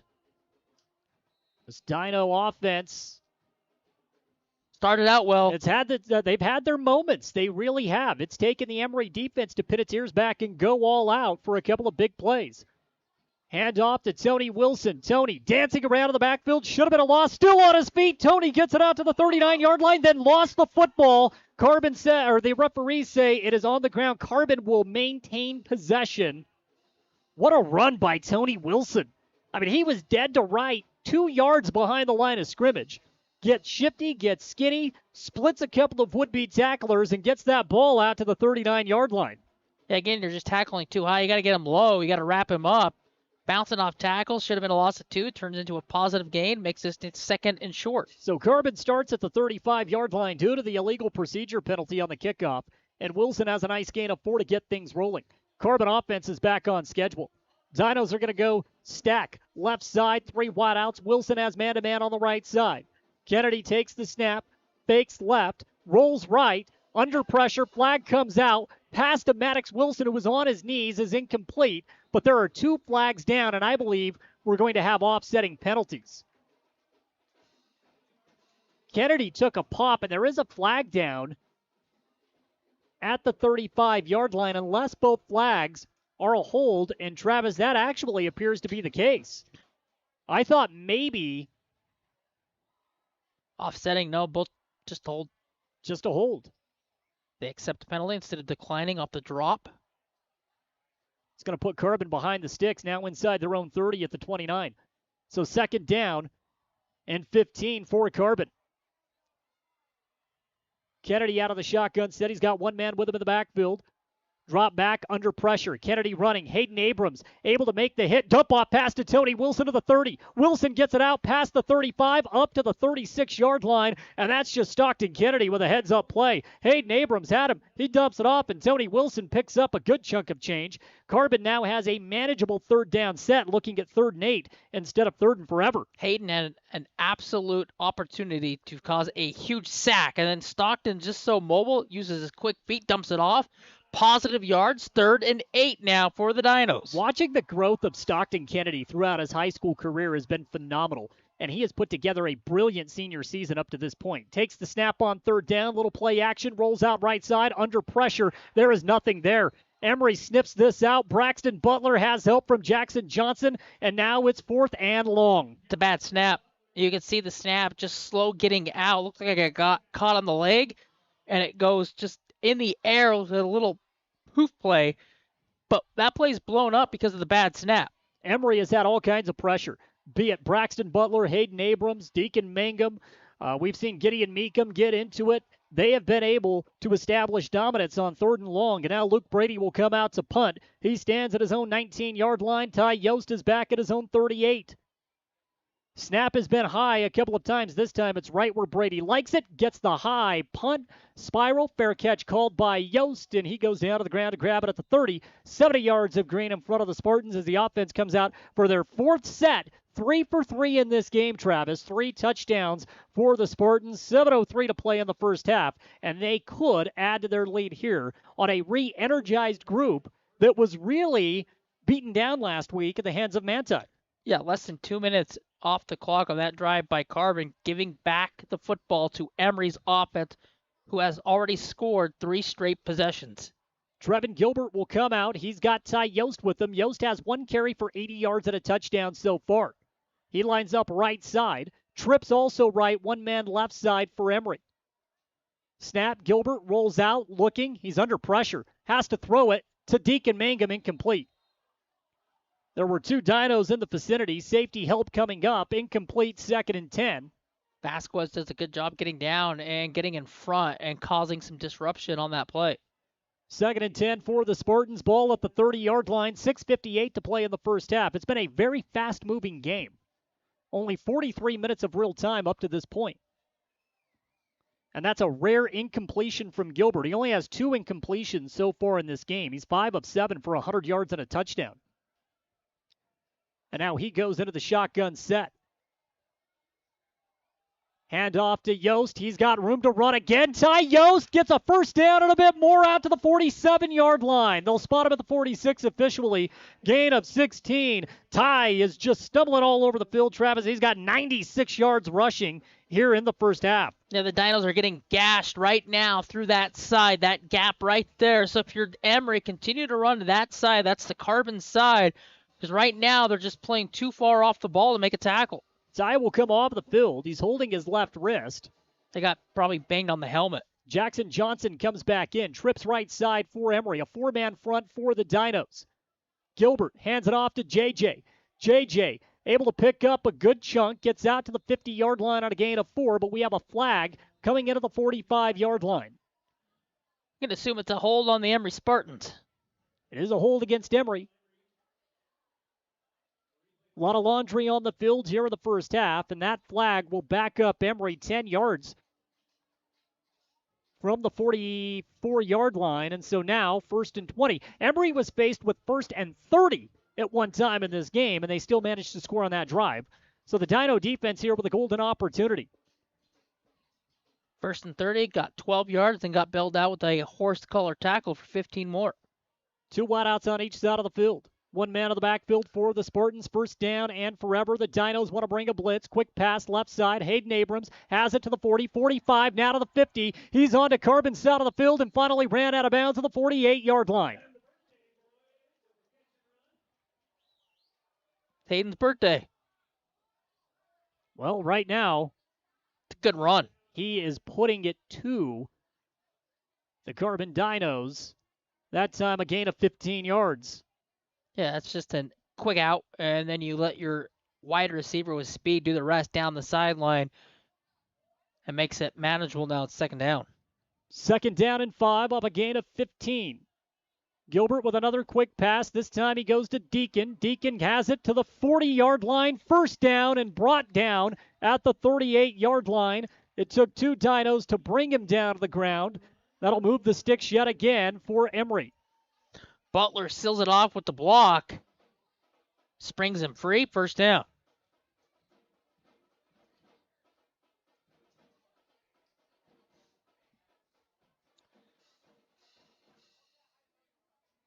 Deacon Mangum's first catch of the ball game. 1st and 10, Emery right now with the Carbon 38. They are moving yet again. This time a little trickery.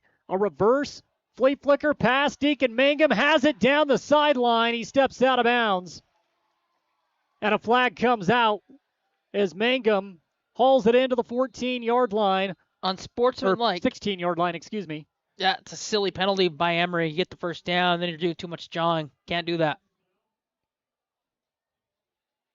Catch stands, but going to come back a little bit. 15-yard penalty. So Mangum with back-to-back grabs. He's got 31 yards receiving. As you mentioned, a little too much jawing from Emery. Now, it was a first down. It'll remain first down off of the pickup. You back him up 15 yards, so Emery's going to have the ball at the 31-yard line. 5:42 to play in the first half. It's 21-7 Spartans. It wasn't much, but I get why you throw the flag in this game.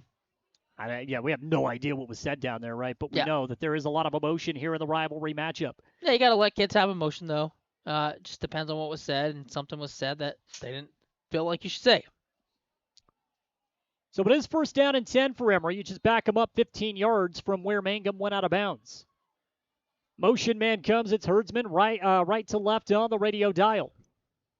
Takes the snap. Gilbert back to pass. Steps up in the pocket. Fires down the seam, incomplete. Had Braxton Butler in the vicinity. Overshoots him. Luke Brady was looming in coverage.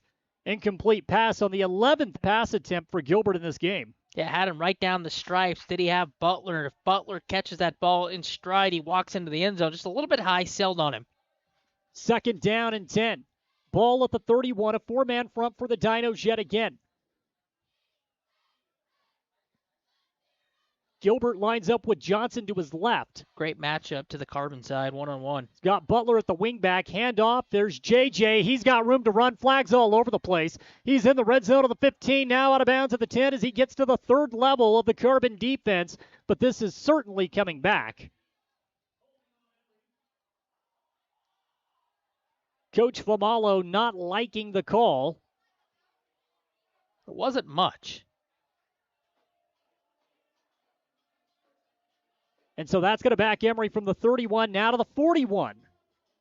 And now Coach Famalo just got a penalty on him. Warning. He wasn't happy. I don't blame him. It wasn't a hold. Well, for the second time in this game, Emery is backed up due to penalties. The crowd doesn't like it. We're right behind the student section. They don't like it. Ball's at the 41. Emery's got to get to the 21. So they are faced with 2nd and 20. Yeah, nobody likes it. Just too many flags. It chops the game up. It slows it down. Spent a lot of them in this first half. Here on homecoming night for Emery.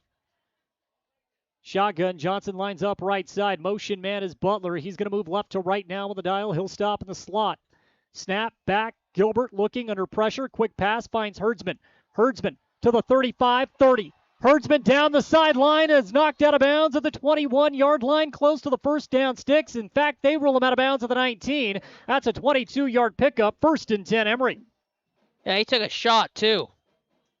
And you just do the little bubble screen once again. The Dinos are slow-footed, rotating back down to make the play, and they pick up a first down. There is no answer for Porter Herdsman in this game. No, He's got speed. 3 grabs for 86 yards. Emery now directly in the red zone at the 20. 5:25 to play in the first half. 4th offensive set of the game for the Spartans, trying to make it a perfect 4 of 4. Carbon again with a 4-man front. Johnson remains the back for the Spartans. The Dinos are going to have to drop that safety down to that side. Right side handoff. JJ able to pick up a gain of 1. 2nd down and 9. You're either going to have to flip the matchup you have on that side, or you're going to have to put help over the top. But then that leaves open, you got your one-on-one matchup with Hayden on the other side. So you're really at a disadvantage if you're the Dinos trying to play that one-on-one because of the speed and the athletes Emery has. Ty Yost and Jackson Johnson both on the field this time for Emery. Yost lines up left side at his normal position, wide receiver. Made the transition to the backfield after the injury to Bowden Chrisman. 2nd down and 9, back to pass. Gilbert wants it all. Goes to the end zone, incomplete. It hit Herdsman. Herdsman had man-to-man coverage with Luke Brady in the end zone. Great sign of sportsmanship from both. And now Emery faced with 3rd and 9 off of the incomplete pass.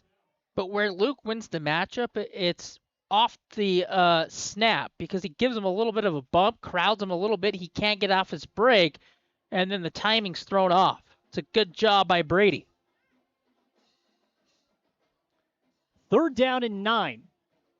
Emery is in field goal range for the junior Jaden Atwood. But you wonder if it's 4-down territory. looking for their 4th touchdown in as many drives. Johnson lines up left side. Herdsman's going to go right to left. Trips left side now for the Spartans. Gilbert rolls out that side. Under a little pressure. Wants it all. Goes to the end zone. Caught. Touchdown, Ty Yost. His 2nd score of the ball game, and it's 27-7 Emery on a 19-yard toss from Gilbert to Yost. Ty Yost just gets behind the defense. Both in, like you said, at the snap. You rotate out. We said Gilbert's his best when he's rotating out. He's throwing on the run. That's a perfect over-the-shoulder catch and touchdown. 27 unanswered. 187 yards passing for Trevin Gilbert in this first half. PAT attempt now for Atwood. Kick is up, and it is good. He is a perfect 4 of 4. Emery 28, Carbon 7, 4:37 to play in the first half when we return. Discover peace of mind with Don's this is way Hometown beyond Insurance. my skills. Now even closer to home at their new location, 58 West Main Street in Price. Connect directly with friendly agents ready to tailor a package just for you. Imagine bundling your home, auto, and life insurance, simplifying your life while maximizing your savings. Experience personalized service designed to protect what matters most to you. Visit Don's Hometown Insurance today and feel the difference. The Spartans play here. Hayden Abrams, number 3. Caleb O'Neill, number 58. Deacon Mangum, number 12. On 107.3 FM and 750 AM KOAL.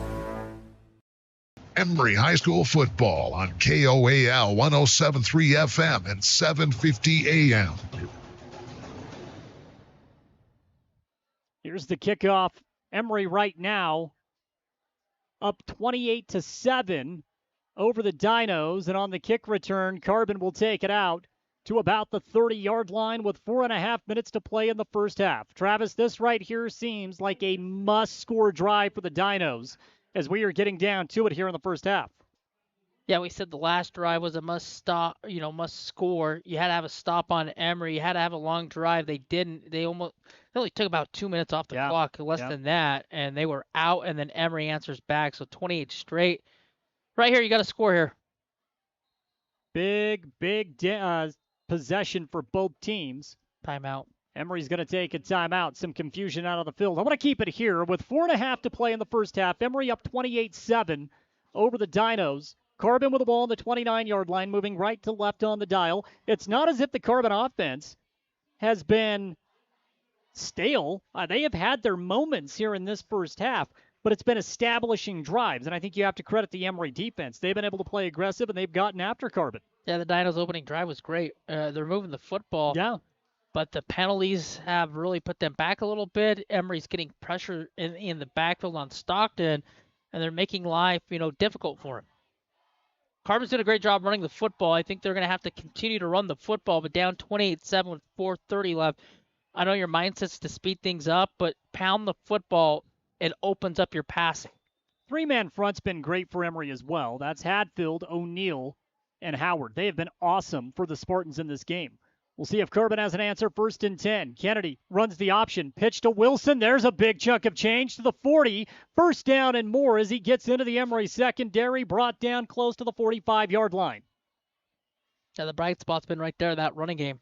Wilton has been raising havoc on that Emery front. They say he stepped out of the 43-yard line. But a big first down for the Dinos. 4:18 and counting to play here in the first half. He did not step out of bounds. He went down inbounds. Clock continues to move. Motion man coming for the Dinos. Right to left, it's Sorensen. This time the Dinos will try to pound it yet again. Establishing the rushing attack on this drive. Stockton Kennedy that time on the run. He's got a gain of 4 to set up 2nd down and 6. So 3:50 and rolling. Dinos taking their time. Already up to midfield. I think right now is a chance where you take your shot. This time the Dinos are going to run an end around. It's Sorensen. He wants to go right to left. Gets out to the 50. Brought down from behind by Ty Yost. Big time takedown, and Carbon is faced with 3rd down. The speed to get down, like you said, by Yost, allowing him to make that play, make that tackle. The end around for the Dinos is designed to get up that sideline, pick that first down if they can. So 3rd down and 5. 3:13 second quarter. This is a big 3rd and 5. Little confusion by the Dinos. They might have to burn a timeout. Might have to. We're down to 13 on the play clock. 9 seconds as Carbon breaks the huddle. Wilson is in the slot. Pay attention to him. Here's a pitch. They give it to Wilson. He wants to get the edge. He's got the edge. He's got the first down and more into Emery territory up to the 40-yard line. 1st and 10. And the Dinos are marching with 2:46 to play in the first half. When in doubt, just go to Wilton, pick up the first down. Little pitch play to the outside. Get great blocking. You seal it off, pick up the first down.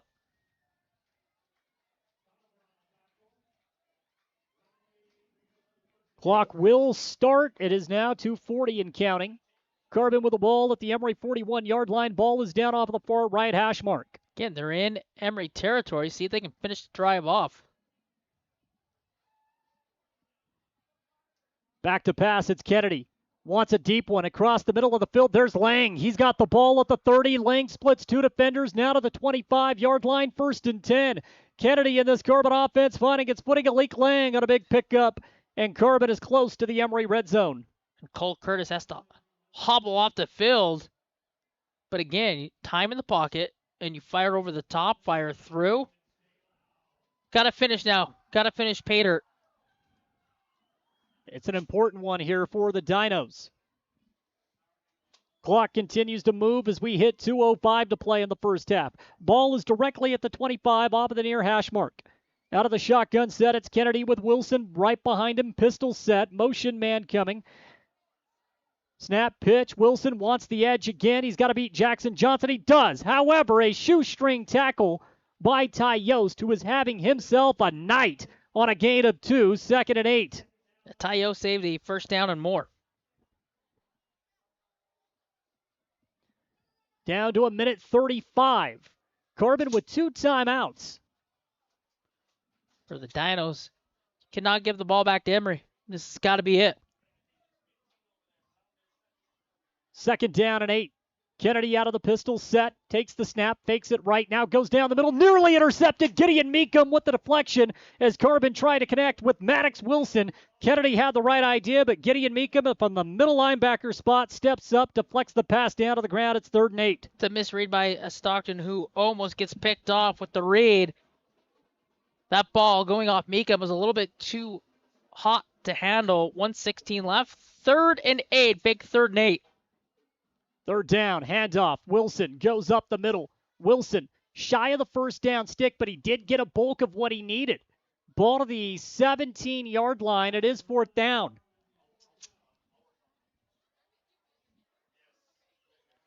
Fourth down with 58 seconds to play here in the first half. Carbon has the ball on the far right hash mark at the 17-yard line.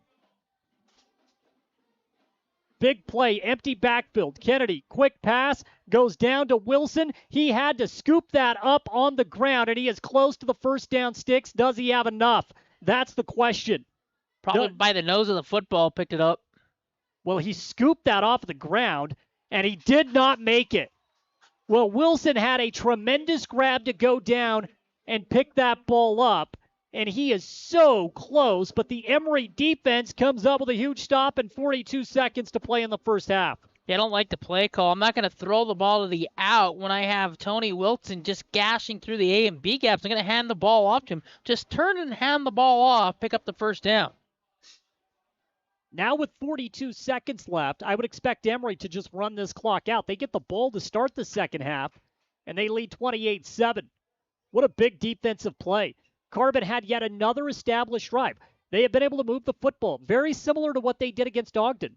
Just unable to capitalize and put up points. Snap, handoff. Jackson Johnson has room to run. Johnson down the sideline is tackled at the 35. So a gain of 19 on first down with 34 seconds, and now you say take a timeout and play aggressive. Yeah, I pick up huge yards like that. I'm playing aggressive. I'm going for a score. Emery's going to go to the no huddle, 30 seconds. Gilbert out of the shotgun. He's going to throw here on first down. There's pressure coming from behind. To the middle of the field, it's intercepted. It's intercepted. Ball is picked off at the 43-yard line. Luke Brady steps up with the pick for the Dinos. Yeah, that right there is on Gilbert. He knows that's just a bad throw. tried to fit into a window that doesn't exist, and you're picked off. The aggressive play by Emery hopefully doesn't come back to bite them. I don't know if he actually came down. I don't know if he actually came down with control of the ball, though, Travis. They're going to say yes. There was no official on this side. That's a heck of a play by Brady. And Carbon has new life now with 24 seconds left. They have the ball on the Emery 43-yard line. Kennedy back to pass, rolls out left side, throws deep, overshoots everyone. Incomplete pass, flag is down. Back of the 43-yard line, and another hold is called. So you had the ball in plus territory off of the turnover, but now you're back on your own side of the field. That's been penalty riddled. Teams. That has a lot of holds called in this game. And now the Dinos back at their own 47-yard line. 17 ticks left here in the first half. 28-7 Emery with the lead. That interception by Gilbert, that marks the first time we've seen the Emery offense, and they have not scored. 4 wide out set, back to pass. Kennedy, he's got a clean pocket. Bounce into the pocket. Now he takes a shot at the last moment. And I mean, that was a full-on pop, clean hit. My goodness. Untouched.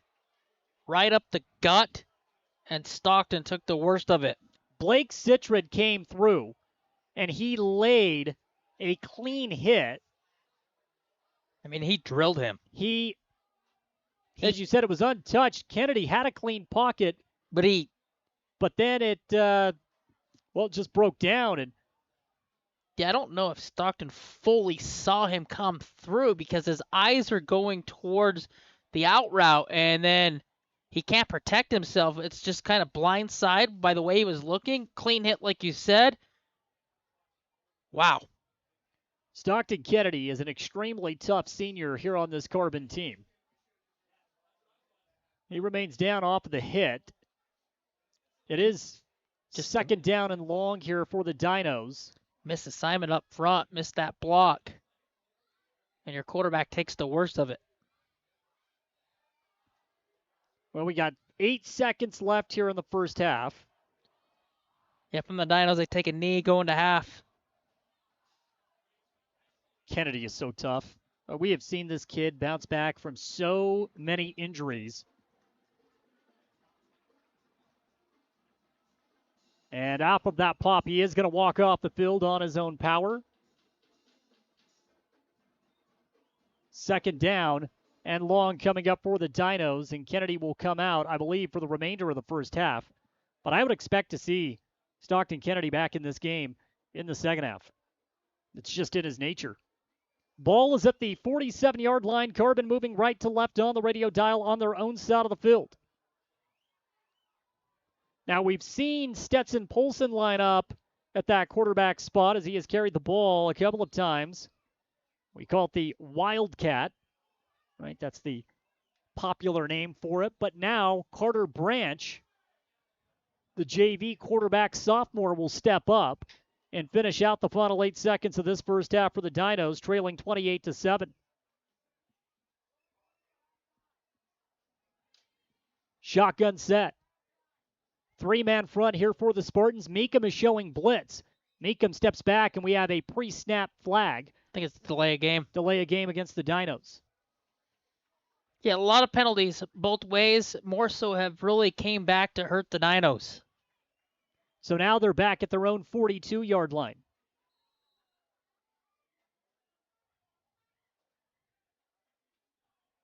What a run by Emery, though. Down 7-zipped. Scored 28 straight. Scored 28 unanswered. Where last week it was Carbon that scored 34 unanswered against Union. Branch is back to pass. Branch is looking, wants to go deep down the field. This one's intercepted by Butler. Butler has it now with a 45 to the 40. Butler is knocked down as time expires at the Carbon 37-yard line. So one interception for each team to close out this first half. Butler nearly took that the distance. Yeah, the Dinos got lucky right there as Butler picks that play off in the center. A little soft out play. Nobody with a white jersey around. Butler then picks it off. Butler had a great first half. We have reached halftime here on Homecoming. and it has been all Emery, although this Carbon offense has proven that they can move the ball in between the 30s. Yeah, they ran the ball well, proved that they can move the ball. They just didn't finish drives off after scoring that first touchdown of the game. Well, we are going to send this back to the studio. We'll return here on the Castle Valley Orthodontics Halftime Report. We'll take a look at some of the statistics. Score in this one, Emery 28, Carbon 7.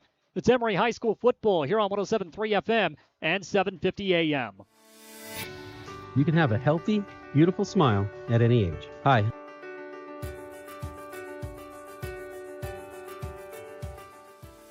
Hi, I'm Dr. Daniel Kelly, owner of Castle Valley Orthodontics. What's keeping you from having a perfect smile? We understand what you want from a local orthodontist. And here at Castle Valley Orthodontics, you'll be treated like family. Call Castle Valley Orthodontics at 637-2222 for a free consultation. Discover peace of mind with Don's Hometown Insurance, now even closer to home at their new location, 58 West Main Street in Price. Connect directly with friendly agents ready to tailor a package just for you. Imagine bundling your home, auto, and life insurance, simplifying your life while maximizing your savings. Experience personalized service designed to protect what matters most to you.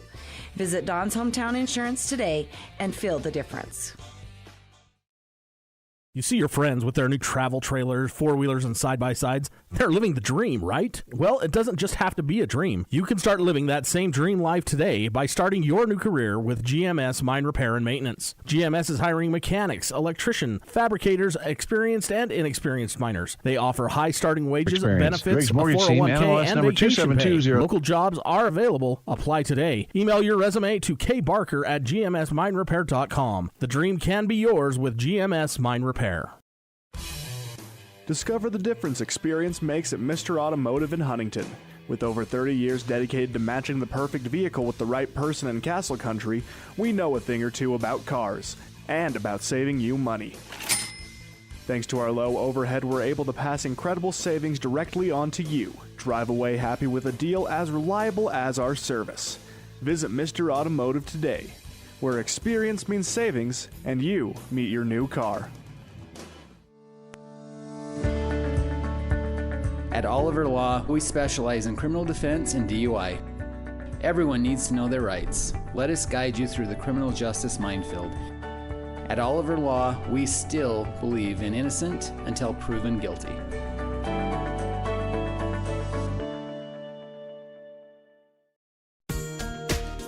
Transform your space with Spectrum Paint featuring PPG paint, the ideal choice for any home project.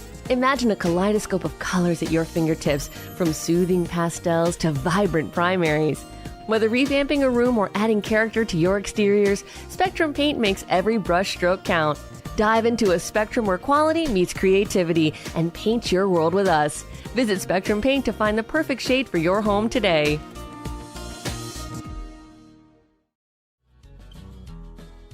At Eastern Utah Community Credit Union, we have the solutions to your financial goals. From auto loans, RV, home and business, to savings, money market, and certificate accounts. With local people, local lending, and local decisions, you can depend on us.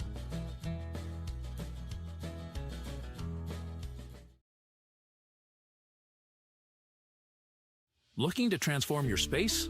At 123 Remodeling, we specialize in bringing your vision to life. From electrical upgrades to seamless drywall finishes and expert garage door installations. We handle it all with precision and care right here in Carbon and Emery County. Trust the local experts at 123 Remodeling. Call us today at 630-2215.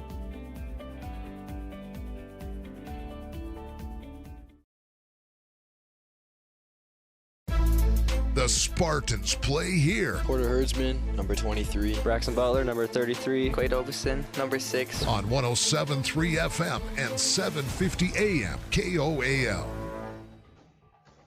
It is halftime here at Emery High School, and the score right now, Emery 28, Carbon 7. Halftime report brought to you by Dr. Callie at Castle Valley Orthodontics. Jordan Buscaretti alongside Travis Anderson. Travis, very entertaining first half. The Carbon Dinos scored on the very first drive of the ball game. They marched it. I mean, they marched 75 yards and put up 6 as Stockton Kennedy connected with Sorensen in the back of the end zone. From that point on, it's been all Emery. They've scored the last 28 points. Perfect drive to start things by the Carbon Dinos. You get the ball, you go down the field, 7-zip, quick. Take everything, take the life out of this crowd. And then you have some great drives. You're penalized a little bit. It puts you in situations where you're 3rd and long, 4th down, you got to punt the ball away. And Emery, they take advantage. That defense came to play. They held them to 7 points during the half. The offense then picks up the defense by scoring, like you said, 28 in a row. We'll take a look at the scoring drives. I just talked about the very first here of the ball game for the Dinos, and it was Kennedy to Sorensen on a 22-yard touchdown. And you can just see, I mean, Carbon comes out. They have that offense scripted. There's no doubt they executed perfectly, and they moved the ball right up the field. They do. It's set up by Wilton running the football, gashing those gaps, getting to the outside, and then you can take your shots down the field. And they went right down, marched right down, like you said, 70-plus yards into the end zone. Emery has the great equalizer with 4:24 to play in the opening quarter. Gilbert connects with Hertzman on a 27-yard touchdown. Yeah, they got great one-on-one matchups, these wide receivers by Emery. The Dinos a little slow-footed. The Dinos have to do a better job of tackling. Right now, that's an area where if you're Coach Rustin, you're in the locker room saying, hey, we have to wrap these guys up. We got to tackle better. Missed tackles came back to haunt them, and it did on that touchdown. We take a look at the second touchdown drive. It was a quick one play, 80 yards. We're tied 7-7 at the end of the first. Second quarter, it takes one play for Emery to break it. It took 20 seconds for Ty Yost to go 80 yards on a touchdown run. Yeah, I think Carbon thought what I thought, that they were going to go pass, so they're playing for the pass, and then you just hand the ball off 80 yards into the end zone.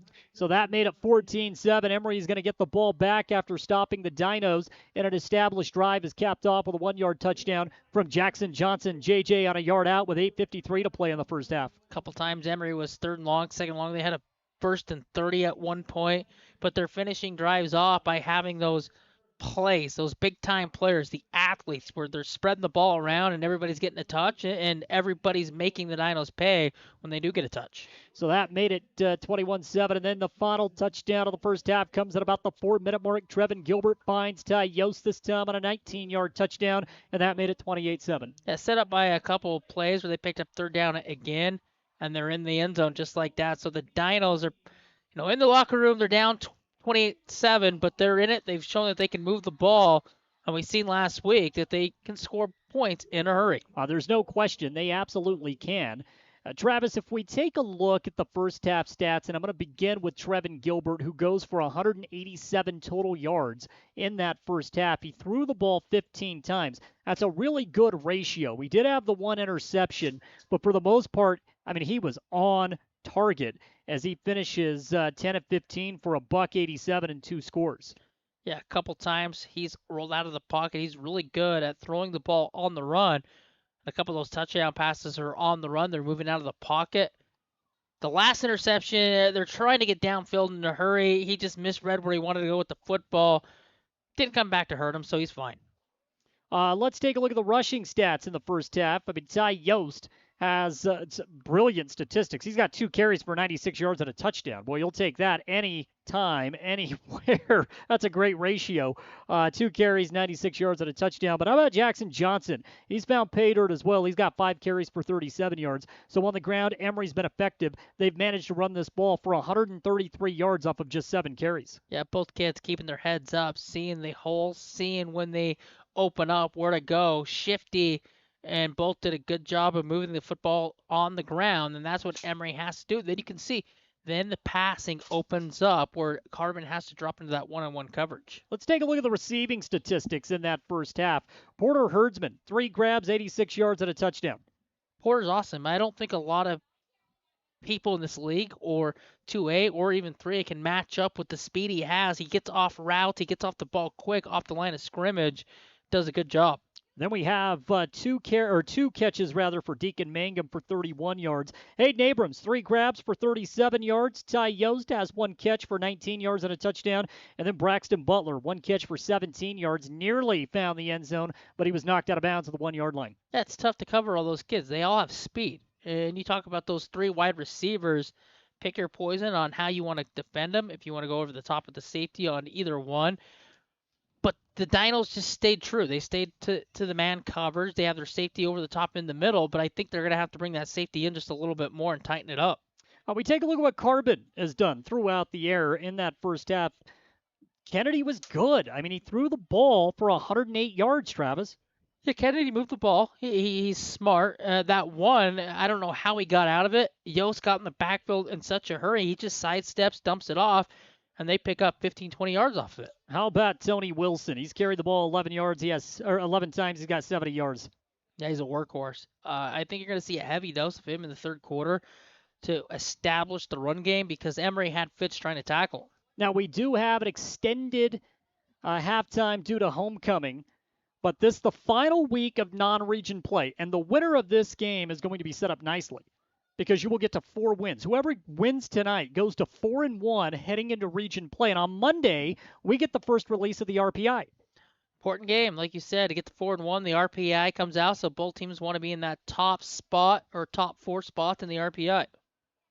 We are about 10 minutes away from moving into the second half here. I'm going to send it back to the studio for just a moment. More coming up. It's the halftime report brought to you by Castle Valley Orthodontics right here on 107.3 FM and 750 AM. I'm here with Dr. Callie at Castle Valley Orthodontics to talk about common questions.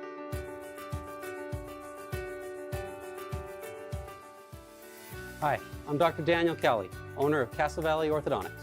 What's keeping you from having a perfect smile? We understand what you want from a local orthodontist. And here at Castle Valley Orthodontics, you'll be treated like family. Call Castle Valley Orthodontics at 637-2222 for a free consultation. At Eastern Utah Community Credit Union, we have the solutions to your financial goals. From auto loans, RV, home and business, to savings, money market, and certificate accounts. With local people, local lending, and local decisions, you can depend on us.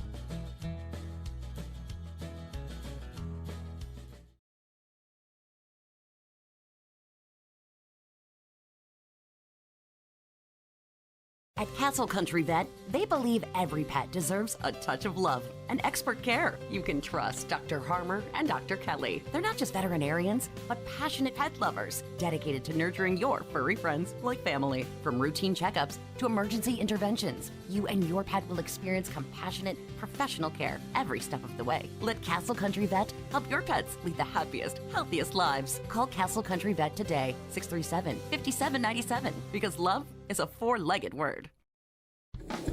Imagine this. You're cruising down the highway, windows down, music up, but suddenly your car sputters. Don't let car troubles break your stride. At Cars, Complete Auto Repair Service in Wellington, they're dedicated to keeping your vehicle running smoothly so you can keep enjoying those flawless drives.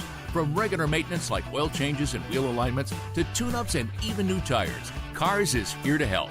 Visit Cars today and drive away confident knowing your car is in its best shape ever. Discover peace of mind with Don's Hometown Insurance, now even closer to home at their new location, 58 West Main Street in Price. Connect directly with friendly agents ready to tailor a package just for you. Imagine bundling your home, auto, and life insurance, simplifying your life while maximizing your savings. Experience personalized service designed to protect what matters most to you. Visit Don's Hometown Insurance today and feel the difference. Imagine stepping foot into your dream home, the scent of fresh paint and the feel of plush carpet under your feet. Hi, this is Greg at the Driggs Mortgage Team. We make that dream come to life with our expert guidance and personalized financing solutions. Now closer to you at our new location in 23 South Carbon Avenue, Suite 21 in Price, because when it comes to financing your home, there's simply no substitute for experience. My son and daughter both play sports, a lot of sports, and with that can come injuries, bruises, sprains, and unfortunately breaks. That's why we use Eastern Utah Imaging. They're a convenient and local option for imaging and an important part of a student-athlete's team. Eastern Utah Imaging for high-quality, affordable MRI and X-ray services. Many quick scans take 30 minutes or less. You can call for an appointment or ask your doctor to refer you to Eastern Utah Imaging, North Fairgrounds Road in Price. Call 636 X-ray. That's 636-9729. The Spartans play here. Porter Herdsman, number 23. Braxton Butler, number 33. Quade Obeson, number 6. On 107.3 FM and 750 AM KOAL.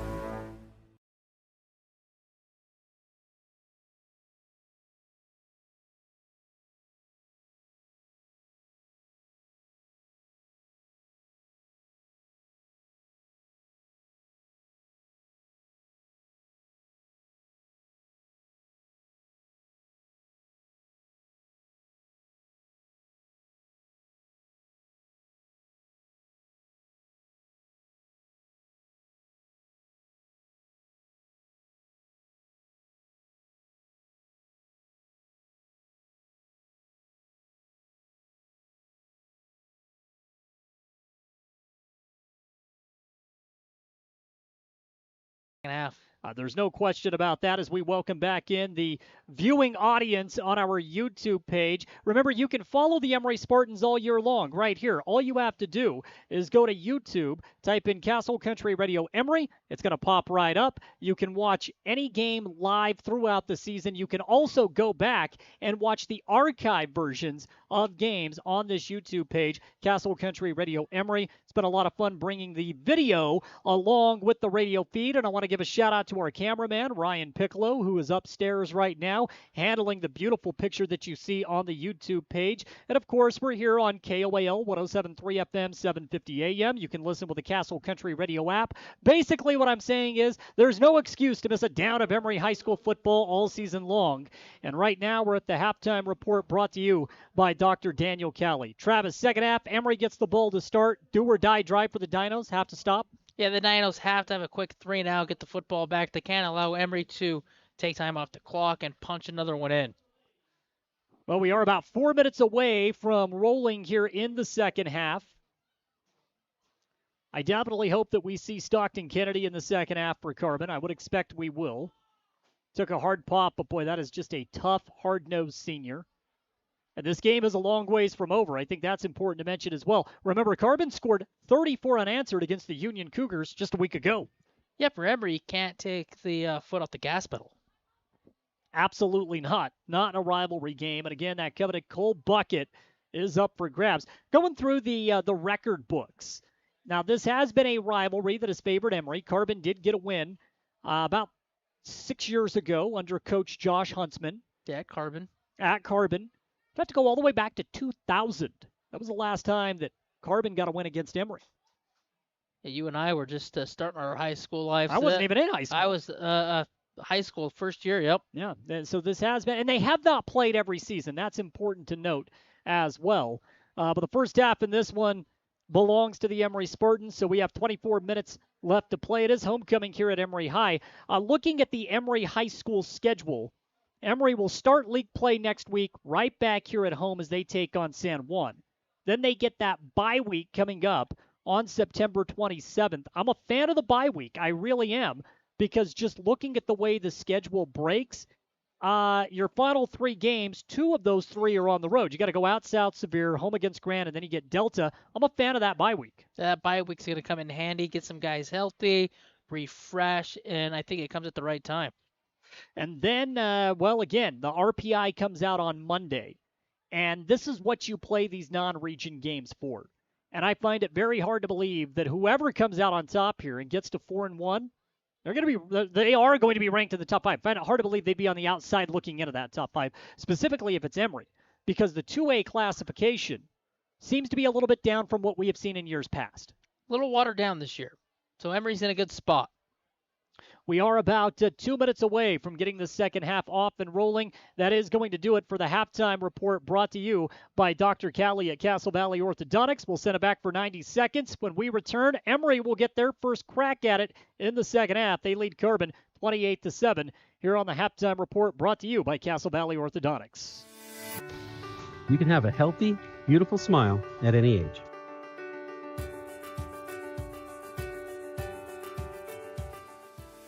Hi, I'm Dr. Daniel Cali, owner of Castle Valley Orthodontics.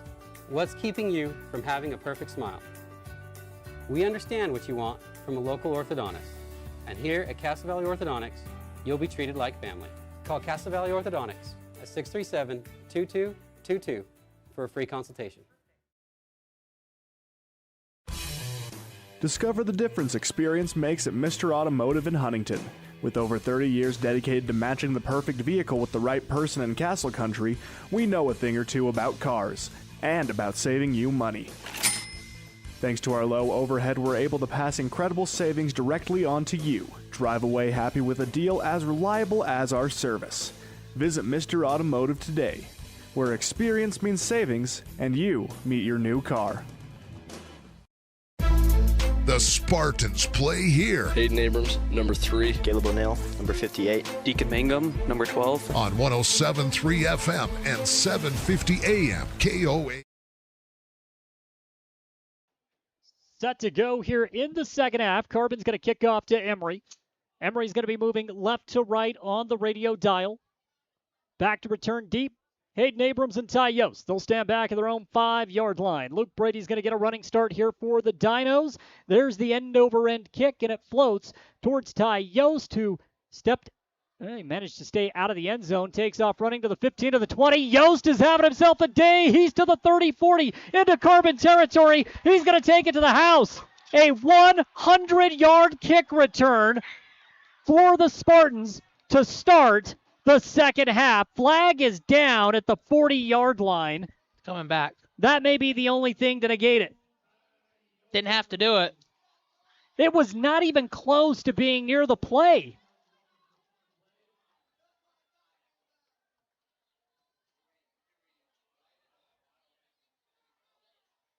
Sideline infraction against Emery. They're going to rule it a touchdown.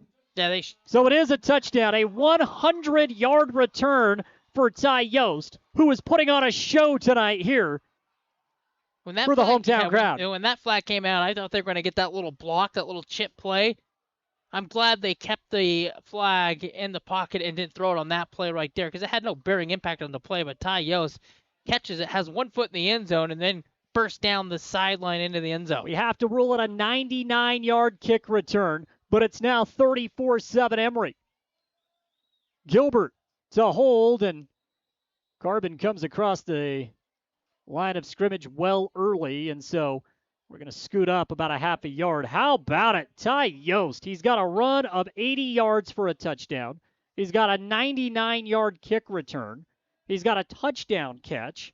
He's done everything here in his final Carbon-Emery matchup.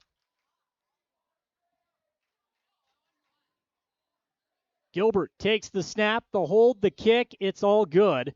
Emery leads 35-7, and we will keep it here rather than going to a commercial break, Travis, with 11:46 to play in the third.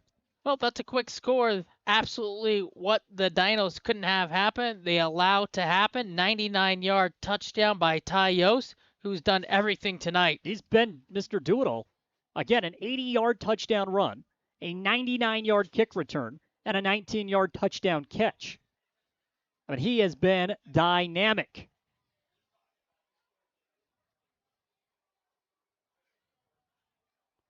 They say that his foot did not touch the goal line. I mean, that's as close as you can possibly get. But hey, dynamic play, and the Emery offense didn't even have to touch the field. And so now we'll see if the Carbon offense can find a little momentum as Emery has opened up a 28-point lead. One play, 14 seconds, 7 more points. 35 straight. Atwood's going to tee this up at the 25-yard line. And week to week, Jordan, you get humbled real quick. I think last week the Emery Spartans were a little bit humbled on the road. This week, the Carbon Dinos, after last week, getting a little bit humbled here on the road. Plenty of time as Atwood gets the end-over-end kick. Remember, 15 yards back due to the unsportsmanlike conduct on the sideline. And here comes yet another flag as the Dinos will take the kick return close to the 40-yard line.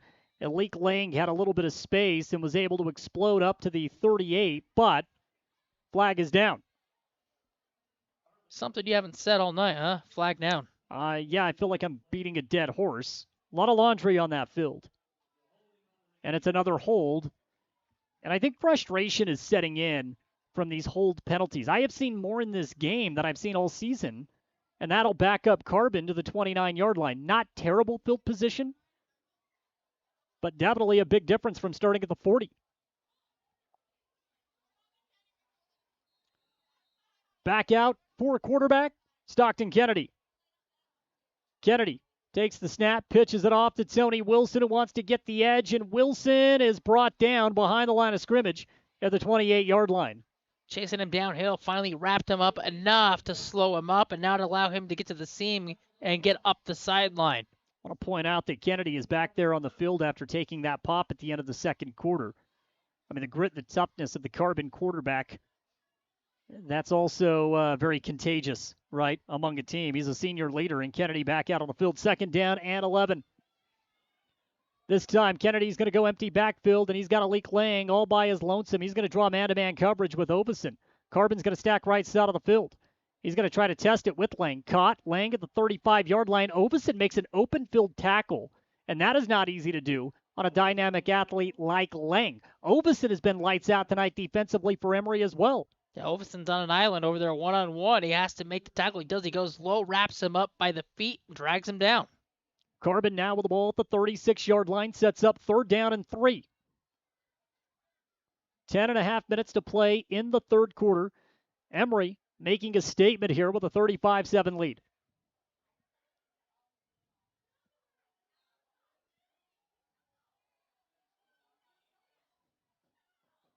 Kennedy's going to go with one in the backfield. They'll stack right side.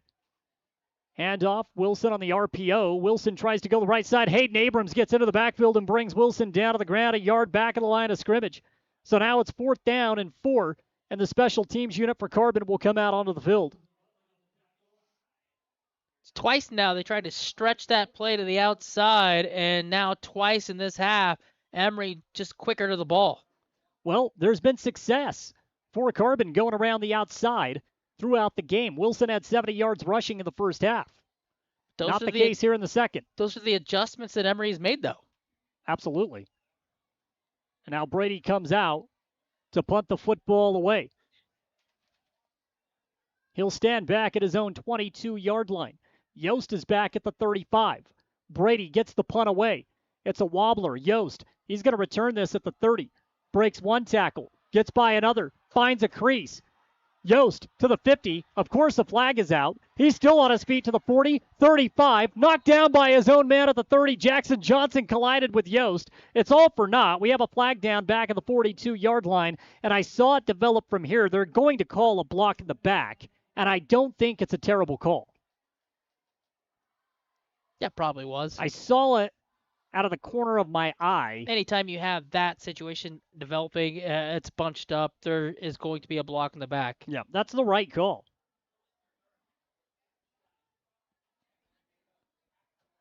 And so that will back Emery up. Flag is down back at the 37-yard line, and so they're going to take it back to the 27-yard line on the block in the back.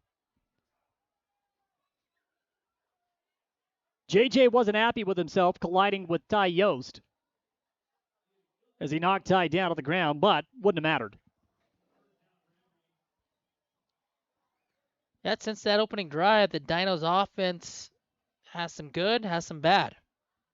9:08 left to play here in the third quarter. Quick pass out to Braxton Butler. Butler's got room to run, 35-yard line. He's out to the 37. He's got the first down on a gain of 11 officially. If anything, that was a block in the back on the outside to spring him free. No flag, first down. 11-yard pickup. Butler has 28 yards receiving.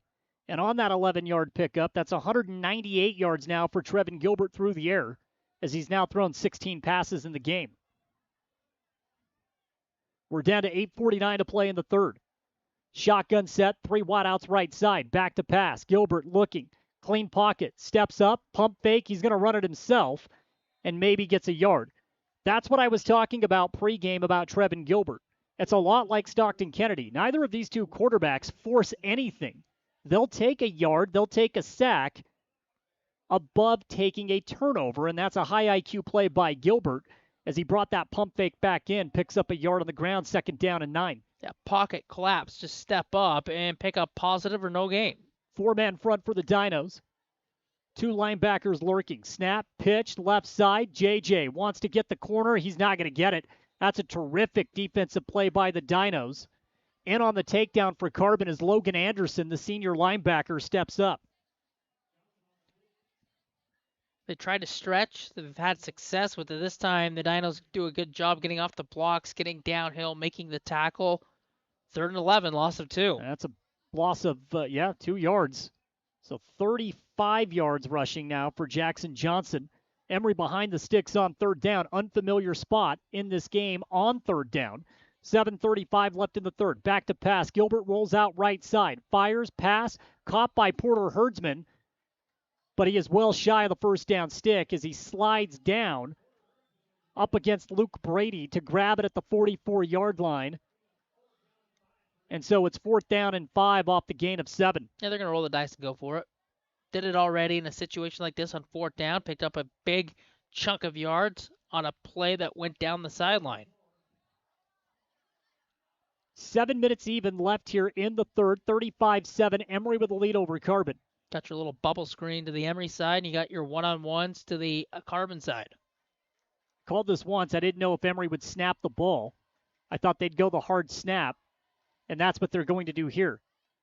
The Spartans will take a timeout with 1 on the play clock. Flag comes out, but Coach Famalo, he got the timeout well before, so 2 timeouts left for Emery. 6:44 left here in the third. Smart play call to try to grab a free first down. Take a timeout. Now you'll send the punting unit out. First time that Emery has punted in this ball game. Credit the Carbon defense, Travis. That was a must stop. Had to have it there, and they came up with it. Finally came up with a stop after giving up 35 in a row. Well, not 35 in a row. There was the interception. That's the only stop outside of this that Carbon has had in this game defensively, though. The interception right before half. Yeah. So Emery now to punt this ball away. Atwood's going to kick it from the 32. 1 back deep to return for the Dinos. Perfect snap for Atwood. Carbon brings the rush. It's a high-rising punt. This one short, and a fair catch is called by Sorensen. And Carbon will take over at their own 27-yard line. So off of that, you're netting about 30 yards. And with 6:36 to play in the third, the Dinos will have a chance to get back within 3 scores as Stockton Kennedy will lead the offense back out onto the field.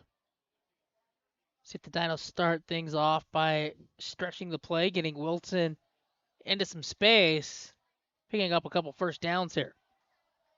3 wideouts right side. Kennedy, 1 pump fake, 2 pump fakes. Now he's going to run it himself. Goes into a wall of Spartan defenders and dives forward to the 30-yard line. Gang tackle, Gideon Meekum led the way. Had some help from Josh Howard and Deacon Mangum. And now we're looking at 2nd down and 7. Quarterback read play. It's his choice if he wants to get the ball out to the outside or take and cover. He takes, picks up 3. Clock moving. 6:12 left to play in the third. 35-7 Emery with the lead. The only touchdown in the second half so far was a 99-yard kick return from Ty Yost. This time Carbon will go a 4 wideout set, 2 on each side. Maddox Wilson's in the slot off of the left. Snap and a handoff. Tony Wilson breaks 1-2 tackles. Now he's into the Emery secondary, past the 40, up to the 41-yard line. And a big run by Tony Wilson. Carbon's been waiting for it here in the second half. They got it 1st and 10. Ball now at their own 41-yard line. Yeah, put the ball on the ground, pound it through. 2 plays, first down. There's no doubt the Dinos have had success. Wilson's working on hitting that century mark yet again. Last week against Union, he ran all over the Cougars. He's a tough runner. Hard-nosed kid. Loves to play the game of football. Had the opportunity to talk with Tony on multiple occasions. Motion man coming right to left. It's Crespin. He stops in the slot. Kennedy back to pass. Zeroes in on Maddox Wilson. Now to the Emery 45. Still on his feet to the 40. It takes 3 Emery defenders to bring him down. Ty Yost had him around the ankles, and Gideon Meekum has to help. Not before Maddox Wilson takes it all the way down to the 33-yard line. One of my X factors coming into this game that I talked about during pregame was how would Emery handle Maddox Wilson? Coach Famalo said, we got to blanket him. Got to have safety help. Got to have linebacker help. That time there was a crease, and Wilson made Emery pay. They have the ball in the Spartan 33. Not a lot to that play. You just get Wilton in space, and it's just a little dump-off play, yards after the catch. He is a special athlete. Handoff now to Poulsen. Stetson is able to bulldoze his way forward. Flag comes out off the far side. Poulsen gets inside the Emery 30 to the 29-yard line. But now we'll wait as the flag comes down off of the far side. Face mask? That's what it is against Emery. So free yardage for Carbon. How big was that last defensive stop for the Dinos? Well, if Emery scores, we have the mercy rule. And in the second half, the only way you get that mercy rule off is if you get the deficit down to 21. The clock runs continuous. It's hard to do. The Dinos can now cut this to a 3-score lead. I mean, that was almost a must-have stop for Carbon. They got the stop now offensively. They're moving the ball. They're in Emery territory once again. Got to get the chain set. We'll be ready to roll. They're snipping the red zone. Ball at the 23-yard line. We got to stop to get the chain set. Carbon has it off the left side. Kennedy out of the pistol set. 2 wideouts to the right. He's got Polson with him in the backfield. They're going to give it to the big fella. Big fella is brought down by Caleb O'Neill. Caleb is able to get into the backfield, and big fella meets big fella. 2 seniors that play a physical brand of football. No gain for the Dinos off of the handoff. It's 2nd and 10. He just pinches down. Nobody blocks him, and he makes the tackle in the backfield. Less than 5 minutes to play in the third quarter. Caleb O'Neill with a high football IQ. Loves his Kansas City Chiefs. Snap. Kennedy. Pump fake to the right. Wants to go left. And Deacon Mangum swatted that ball all the way back past the 50-yard line. Incomplete pass. It's 3rd and 10. He just punched that thing backwards. 3rd down and 10. Get your paws up. Good things happen on the defensive side. Could not have felt good. Stockton Kennedy has a rifle for an arm. Faked it to the right, wanted to go left side. Mangum swats it. 3rd down and 10. I always worry about the quarterback on those plays. You know, you have the thumb that can hit the helmet. Yep. Your arm coming down at different angles. Kennedy to throw. Lob up, man-to-man, going up with Wilson, and that time Porter Herdsman wins the battle. Porter's able to poke it away. You'll take man-to-man with Maddox Wilson outside the numbers 10 out of 10 times. Emery has just played beautiful defense in that realm, and now the Dinos are faced with 4th and 10. And we will see the field goal unit come out well within the range of Luke Brady. Yep, Porter does a good job getting in position. Ball just a little bit underthrown, and Porter goes up, knocks it to the ground. Now with the ball at the 23, you back it up to the 30 for the kick. We're looking at a 40-yarder for Brady. The good news is he's right in the middle of the hash marks, so no angle. 7 on the play clock. Branch to hold for the Dinos. Clean snap, clean hold. The kick is up, and Brady puts this one right through with about 10 yards to spare. He has got a leg on him, and it's 35-10. The Dinos break the scoring run for Emery. We'll pause for 30 seconds. Carbon will kick back off to the Spartans. 4:33 to play in the third. It's 35-10. Emery by 25 right after this.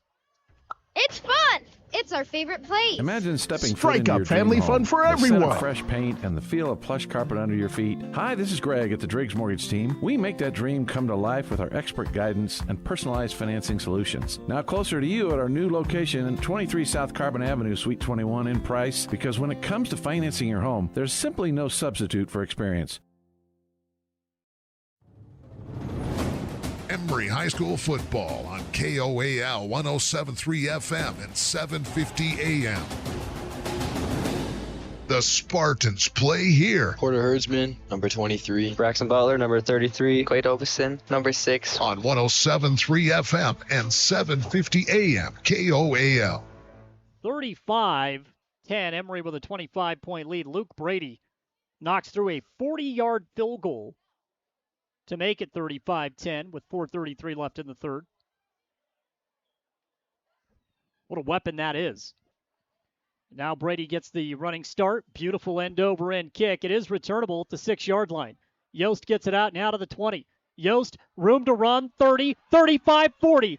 Could he possibly take another one back? He breaks one tackle. He has the edge. He's going to take it to the house. Ty Yost yet again. Yost, touchdown. Touchdown, Emery. Ty Yost on a 94-yard touchdown return. He has done it all tonight. Have yourself an evening, Mr. Senior. Ty Yost makes it 41-10 Emery with 4:16 to play in the third. Now, hopefully he's okay in the back of the end zone. He's down, but he takes it back once again. He got space, he gets to the center of the field, then he breaks it back to the Emery side, and nobody can catch him. That's 2 kickoff returns for 2 touchdowns here in this half. That has been Emery's main source of offense. Ty Yost.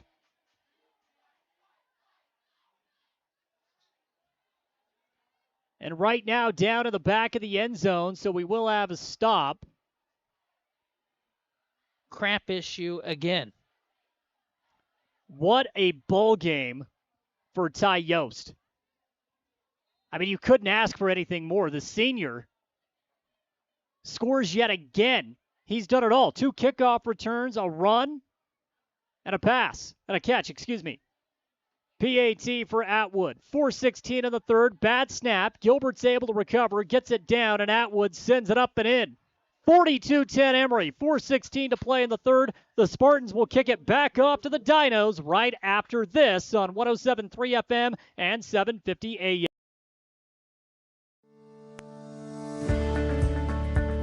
At Oliver Law, we specialize in criminal defense and DUI. Everyone needs to know their rights. Let us guide you through the criminal justice minefield. At Oliver Law, we still believe in innocent until proven guilty.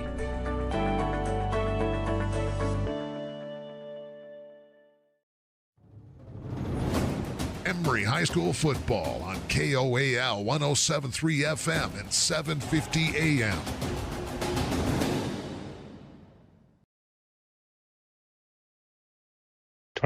On 107.3 FM and 750 AM KOAL. 4:16 left in the third. 42-10 Emery. You hear Ty Yost return as number 21. That was his number at the beginning of the year. He's changed it to number 5. 5 looks good on Ty as he's put together a 4-touchdown performance. Yeah, 5 looks good. He looks like Reggie Bush out there. Yeah, fair comp. Past the 30 on the kick return for the Dinos. Flags out all over the field. And so Carbon, who could have excellent field position, may have to back this up. I'm trying to remember the last time I have seen a performance like this individually. And I simply can't remember one. I mean, for Emery High School, this has just been outstanding. Ty Yost is on another level. It's been one of those special nights. One that he won't soon forget. Ball at the 17-yard line for the Dinos off of the penalty. Off of the block in the back. And so Carbon backed up inside their own 20. Kennedy back out at quarterback, calls for a motion man. It's Sorensen. He goes right to left. Kennedy back to pass. Fires across the middle. Has Crespin complete. Crespin is dragged out of bounds at the 25-yard line for a nice gain of 8 on first down. Good play. It's a little up and out route to the sideline. Catch and then work your way up the field. Positive yards on first down. 8-yard gains. 2nd and 2. 2nd and 2. Ball at the 25 now for the Dinos. We have 3:52 left to play in the third quarter. Special teams have played a huge factor here in the second half. Kennedy back to pass. Pocket collapses. He rolls out right side. Abrams is stepping up. Lofts one downfield, and it's nearly intercepted. Bo Stilson comes flying in, tried to grab it off of the ground, and it's incomplete. 3rd down and 2. 2nd down and short. Why not test the waters deep, right? Yeah, the pressure. Stockton just doesn't have enough on it to get the ball up. It falls to the turf. 3rd and 2. You know, Bo Stilson has been called upon quite a few times this year, just a junior for Emery. We talked to Coach Famalo about his play. He's been happy with it so far. He's going to play a key role at safety moving forward for Emery. 3rd down and 2. Polson, the deep back, confusion, a broken play. Kennedy tries to make something happen, and he goes nowhere. Hayden Abrams is into the backfield. Ball popped out, but Kennedy was down. Broken play. Running back runs the wrong route, so Stockton is stuck in no man's land. Has to take the ball, and as he does, he takes the hit. Special teams unit for Carbon will come back out onto the field. Loss of 2 on that play. So it was 28-7 at the break, 2 kick returns, and a field goal. That's what we've had scoring-wise here in an electric third quarter. 99 yards and 94 yards. Porter Herdsman will return the punt. He stands back at his own 41-yard line. Luke Brady will punt it away inside his own 10. Carbon will be kicking it right to left off of the dial. One more score here for Emery, and we have the mercy rule in effect and a delay of game against Carbon. So 4th and 4 just became 4th and 9. Second time delay a game, and they've been close on a couple more. Good news is Ty Yost is now walking on the sideline. He's been in the corner of the end zone since that touchdown, but it was a cramp. Now he's walking off of his own power. He's not back to return this punt. Brady now to kick it from his 5. High snap, bounces off his helmet, ball is loose on the turf. Brady's going to run with it, and there is nowhere to go. Try to make something out of nothing, and Emery's going to take over inside the 15, and now we have another flag. Yeah, bad snap. They've had a couple of those. This penalty is going to be on the Dinos after the muff attempt on the punt, the bad snap. Personal foul against Carbon, and so that will be half the distance to the goal. 2:45 to play in the third, and Emery touchdown here puts the mercy rule in effect.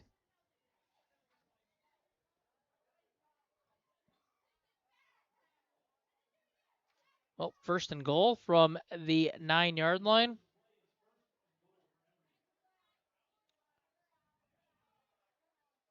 See if the Emery Spartans hand this ball off. Yeah, they spot this ball because they have at about the 8-yard line. And so one man in the backfield, it's Jackson Johnson. Hand off to JJ, and he goes, well, he breaks 1, 2, 3 tackles. Another flag is out as JJ creeps up to the 3-yard line. Caden Vasquez comes up on the takedown for the Dinos. Let's see what the flag is. It's a goal-to-go situation for Emery to start this drive and a face mask against Carbon. So the flag, or the play rather, will stand. Yeah, for the Dinos, you're on the road. You have to come into this game, and they have just played not a clean game. A lot of penalties. The first quarter really set the tone when they had 1st and 30, and they gave up the first down with a horse collar. Gavin Bernard will come into the game for Emery. Deacon Mangum will head to the sidelines. We've seen Bernard line up in the slot a couple of times this season. I pointed that out to you during the pregame warm-ups as well. Bernard's going to line up just off Sept, tight end spot. Lone man of the backfield, it's Johnson. Up underneath center, it's Gilbert. Ball at the 2-yard line. Handoff, JJ, jump pass, fires, touchdown. Pass over the top. It was Gavin Bernard who comes down with a reception off of the touchdown pass from Jackson Johnson. And it's 48-10 Emery. Little Tebow jump pass into the end zone, and Gavin does the rest. Touchdown. So Jackson Johnson, a 2-yard touchdown pass to Gavin Bernard. And that's Bernard's first touchdown of the season. PAT from Atwood. 2.5 to play here in the third. Snap is good, but we have another flag. Third time tonight on the extra point attempt. The Dinos have jumped off sides. Just not clean by Carbon. Well, it's been tough to... There's been a lot of penalties in this game, to say the least. Emery has seemed to deal with it a little bit better as Atwood sends it through the uprights to make it 49-10. First offensive touchdown for Emery in this second half. The other two have come on special teams. So with 2.5 to play, we're going to keep it here. Clock is going to run continuously throughout this game. So the final 14.5 minutes should go by fairly fast. In order to get that mercy rule off, Carbon would have to get it to a 21-point deficit. What makes that nearly impossible is that the clock never stops. It seems like the mercy rule is typically a death sentence. Yeah, you're going to have to score quick. You're going to have to take shots down the field. And it's just difficult to come back from when that clock is just running. Before you know it, you're in the fourth quarter, and that clock's at 1 minute. And you're looking up. Where'd all the time go? That's typically how it happens. This is a great bounce back for Emery after what happened last week. No question. Here comes the return for Carbon. That's Alik Lang. Gets it out to the 25-yard line. Lang brought down shy of the 30 to the 27-yard line. So with 2:16, and counting to play in the third, Carbon offense is going to come back out onto the field. Yeah, that first quarter, opening drive, they go right down the field. Then it's been a mix of good, bad, and ugly. And even though Emery's offense scored on that drive, you got to credit special teams yet again. It was the quarter of special teams. Here's a pitch going right side. Not a lot cooking for the Dinos. Shy of the line of scrimmage stick. Loss of about a half a yard. Clock will move. Second down and 11. Doing a better job this half of getting those angles, taking them, getting downhill, not allowing them to spring free down the sideline. They actually rule it no gain, so no loss on the play. The good news is for Carbon, 3-2 coming out of region play, or going into region play, I should say. Still a great start to this season. Yep, next week's going to be tough. Yeah. It's a good team. Kennedy's going to throw, wants to go deep, overshoots his man Wilson. And there is a pass interference, flags all over the place. Jackson Johnson's going to be the guilty party. That'll give the Dinos a free first down on the PI. I thought that was great defense by JJ. Pass is not catchable. It's over the top. Maybe it wasn't catchable because he interfered. Yeah. I've always laughed at the uncatchable ball, right? That when that gets thrown out, right, at any level. Well, how do you know it's uncatchable unless it's thrown into the front row? Contact impeding the intended receiver can change everything. 1st and 10 for the Dinos. Ball at the 44 on their own side of the field. Crespin comes in motion. Fake the end around. Kennedy's going to keep it himself, and Stockton's able to move forward up to the 48-yard line. Gets a nice gain on first down. 2nd down and 6 coming up for the Dinos. Carbon's going to have to run one more play this quarter before we go to the 4th and final stanza.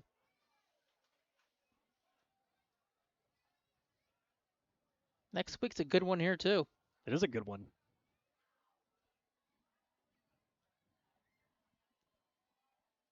Wilson goes in motion this time for Carbon. Emery in his own set. Kennedy rolls out, left, fires, caught by Wilson. Maddox Wilson gets it to Emery's 41-yard line. It takes 2 to bring him down. Impressive grab and run by the junior. And that will take us to the end of the 3rd quarter. We're through 3 here at Emery High School. It's homecoming. It's the final non-region tilt of the season, and right now it is all Emery, 49-10, as we get set to go to the 4th and final quarter. We'll see what the Carbon Dinos can draw up. They'll have a fresh set of downs right after this on 107.3 FM and 750 AM. Discover peace of mind with Don's Hometown Insurance, now even closer to home at their new location, 58 West Main Street in Price. Connect directly with friendly agents ready to tailor a package just for you. Imagine bundling your home, auto, and life insurance, simplifying your life while maximizing your savings. Experience personalized service designed to protect what matters most to you. Visit Don's Hometown Insurance today and feel the difference. You see your friends with their new travel trailers, four-wheelers, and side-by-sides. They're living the dream, right? Well, it doesn't just have to be a dream. You can start living that same dream life today by starting your new career with GMS Mine Repair and Maintenance. GMS is hiring mechanics, electricians, fabricators, experienced and inexperienced miners. They offer high starting wages, benefits, a 401k, and vacation pay. Local jobs are available. Apply today. Email your resume to kbarker@gmsminerepair.com. The dream can be yours with GMS Mine Repair. Discover peace of mind with Don's Hometown Insurance, now even closer to home at their new location. The viewing audience on YouTube, one play missed due to a late return. Carbon with a quick pass going out left side, 1st and 10 now with the Emery 30-yard line. But the clock is going to continue to move. Should be moving. Yeah, there we go. Kennedy back out of the shotgun. His man coming to motion, it's Crespin, and this time Kennedy's going to keep it himself. 25-20, knocked up, end over end, goes flipping, another first down. He gets it to the 19-yard line, so now Kennedy able to use his legs to push the sticks forward. No quit in this Carbon team as we get down to the 4th and final quarter. They have the ball in the Emery red zone. They continue to play through, see if you can chip away and have positive plays moving forward into next week's game against Manta. There's nothing like a live game rep. Emery switching things up as Carbon's going to go trips right side. Kennedy looking that way, moves the defense with his eyes, fires, pass nearly caught, but it's incomplete. Sorensen was the intended receiver at 2nd and 10. Now, Kennedy does a great job of that. We've seen it time and time again, trying to move the secondary with his eyes. You get trips right side. He's been able to move the defense and take advantage of man-to-man on the opposite side of the field. That time delivered a strike. It just was not hauled in. 49-10. Emery with the lead. 10.5 to play.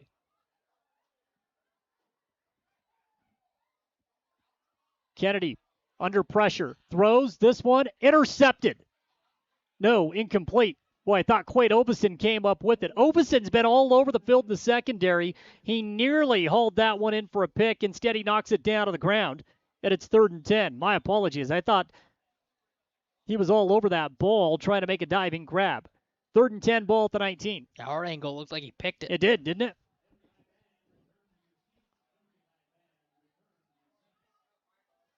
Under 10 to play now with the ball game. Still 49-10. Emery. Carbon trying to cut into that lead. Wilson is the deep back. Wilson's going to move right to left. Stops, brings it back. Zone set for Emery defensively. Kennedy under pressure, and he is sacked back at the 27-yard line. Caleb O'Neill.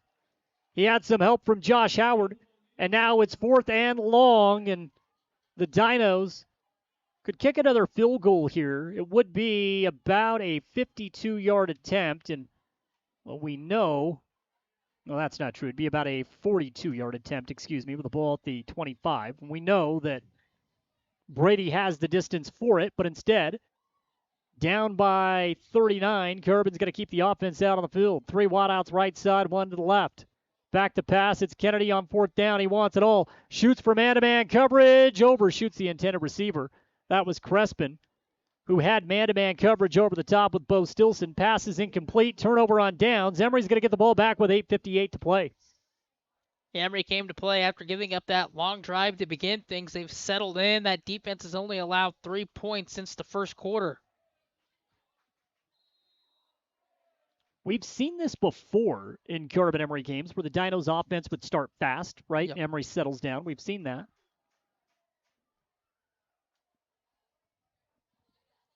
First and 10 for Emery. They have the ball back at their own 25-yard line. Carbon again able to move the football, just unable to finish off drives.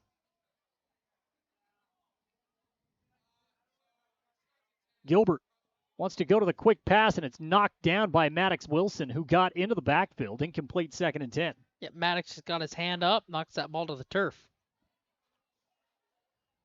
Maddox is a fun football player to watch, that is for sure. Talking to the previous coaching staff when he was a freshman. Look out for Maddox Wilson. Talked to Coach Rushton about Maddox and the way he's been able to just improve his game. The big body out there. Makes a big play on 1st down. Quick pass going out to Mangum. He's got man-to-man coverage. Great open field stop that time by the Dinos. Amaya was able to wrap up Mangum, and that created a little bit of a halt in the play, and then a gang tackle for the Dinos. Gain of 1 from Gilbert. On the pass out to Mangum. Little bubble screen play they've had success with. This time the Dinos do a good job of coming over and making the play, making it 3rd and 10. Yeah, there's not a lot of offensive stats here in the second half because of the 21 points, 2 came on kick returns and 1 came on an extremely short field as Emery took over in a goal-to-go situation. So the offensive stats for Emery have not been great here in the second half. But the level of play has been spectacular. Quick pass out from the 26-yard line. Emery works it out to the 33, gain of 7 to Hayden Abrams. Quick out plays. Emery's had a lot of success with. They like to use those on 1st and 2nd down. This time on 3rd and long. See if you can bust one loose to pick up the 1st down on 3rd and long. So now 4th and 2. Emery will run the clock as we are now under 7 minutes to play in the game. Snap and a quarterback sneak. 4th down and short. Emery will pick it up with ease. That's just a rugby-style quarterback keeper. And Trevin Gilbert picks up a good chunk of change, Travis, on that run. That's an easy one right there. Just scrum them up there. Keep the clock rolling. You don't punt the football away. Keep it in your possession. You can run this last 6 minutes out. Well, he picked up 10 yards on that quarterback keeper. He's got 11 rushing yards now for the game. And Emery's going to take their time. Probably not going to snap this ball here till about 4 or 5 seconds on the clock. Take that thing down all the way. Gilbert's going to throw. Quick pass. It was caught, then dropped. Are they going to rule that incomplete or a fumble? That They should rule be it incomplete. That's what they rule it. The Dino defense hopped on that loose ball. They were looking for 6 points the other way, but an incomplete pass intended for Porter Herdsman. That's incomplete.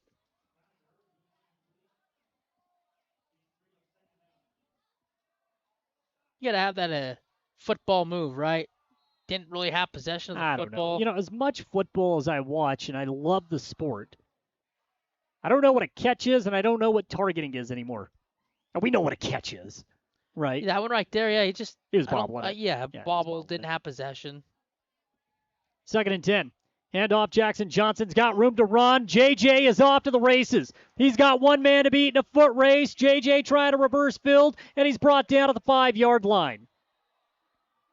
Lost the football, and are they saying he was down, or does Carbon have control of it? It's a turnover. The ball will go to the Dinos. That's a fumble. Ripped it from him. And that's a turnover. That one's an easy call. Negates a 50. Well, it doesn't negate. It's still a 56-yard run for Johnson. But a turnover, and Carbon will take over deep in their own territory. Not quite sure how that happened. Clock will move. 5 minutes even. Instead of Emery putting up more points, the Dinos will take over inside their own 10. And Stockton Kennedy comes back out. Kennedy runs the option, pitch play, gets it out to Wilson for a gain of 3. Well, Johnson will get the yardage on that, so he's got 95 rushing yards. Lost the touchdown, though. Lost the touchdown in the possession. Just tried to cut that back through, and as he cuts back, he goes right into the defender, who just rips it from him.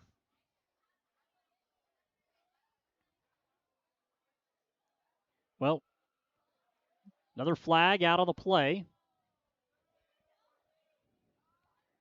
I credit the terrific rundown that time by Timothy, who stripped that ball. A face mask against Emery, so we'll mark off some free yardage for the Dinos. But I think that right there is indicative of the type of style that Coach Rushton has implemented. Down by 39 points, run down, strip the ball on what could have been a 60-yard touchdown. They got to wait till he's off the field. He can't. Deacon Mangum is going to walk off to the field on his own power. Kind of a wild fourth quarter, a wild second half. Strange, hasn't it? Yeah, I think it's strange because of all the penalties. Penalties, special teams, right? That's what's made it this way.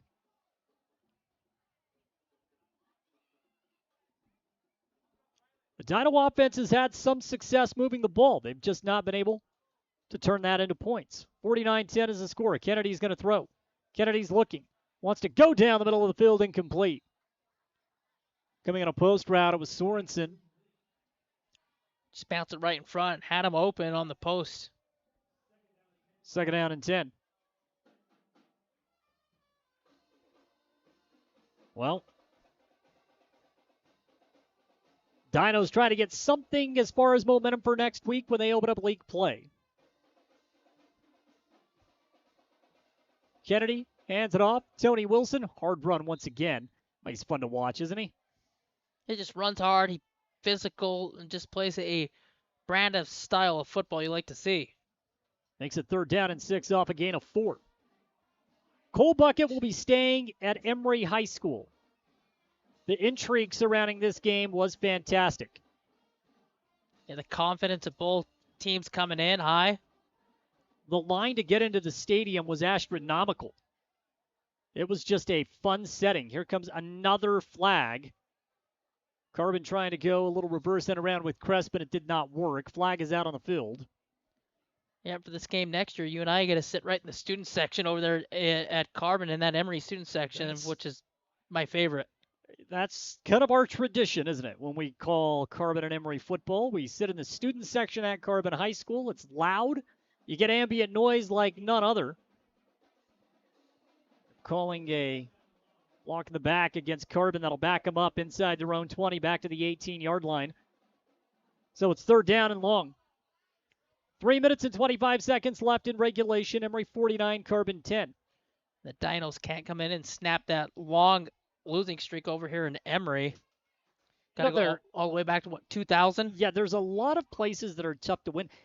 Emery had that same problem in North St. Pete. Finally snapped that. Now it's Manti. Can't seem to get a win in Manti. There are some places that are just difficult for teams. Kennedy lobs it up, incomplete. Pass was intended for Maddox Wilson. He had coverage with Jaden Atwood out in the secondary, and now it's 4th and long, and the Carbon special teams will come out.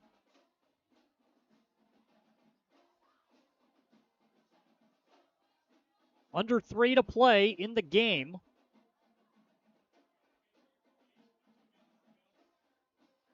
.235 to be exact, and Brady will put his leg into this one once again. Bo Stilson back to return for the Spartans. He'll stand at his own 44-yard line. Brady takes the snap, gets another booming punt away. Stilson muffs it at the 35, picks it up, moves it left side of the 40, out to the 45-yard line, takedown in the open field by Ben Stewart. And that's where Emery will take over with 2:13 left to play in the game. And I would expect quarterback's favorite play to start popping up. Special teams tonight. Gary Arrington's special teams unit comes through with a couple touchdowns. Jaden Atwood perfect on the PATs. Did a good job punting the football. Sometimes you win games in varieties, and tonight was the kick return, punt return variety. Yeah, I mean, outside of that, the Emery offense hasn't had a ton of opportunity in the second half. The score was 28-7 at the break. It's 49-10 right now. It was 7-7 at the end of the first quarter. Snap and a handoff, and the Spartans, or not a handoff, excuse me, a quarterback keeper. The Spartans are going to run out the second unit and run out this clock. Trig Jensen, the sophomore backup quarterback, in for the first time in the game. As Trevin deserves a well-honored break in the final 90 seconds of this one. Trig, an all-around athlete at Emery. We saw him start at the hot corner and shortstop at times during his freshman campaign on the baseball diamond. Now the backup quarterback for the senior. Handoff this time, and Spartans will pick up a minimal gain. Another second unit offensive weapon that we can expect great things from in the future is Traxton Conover. He's a junior. And the celebration begins here in 1 minute. Minute 8 left. Both teams brought great crowds, as again, the anticipation for this one was fantastic.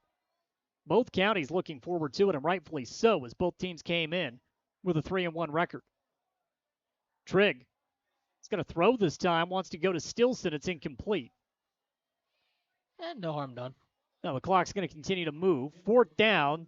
There's about a 6-second differential between the play clock and the game clock, and then this one will be in the books.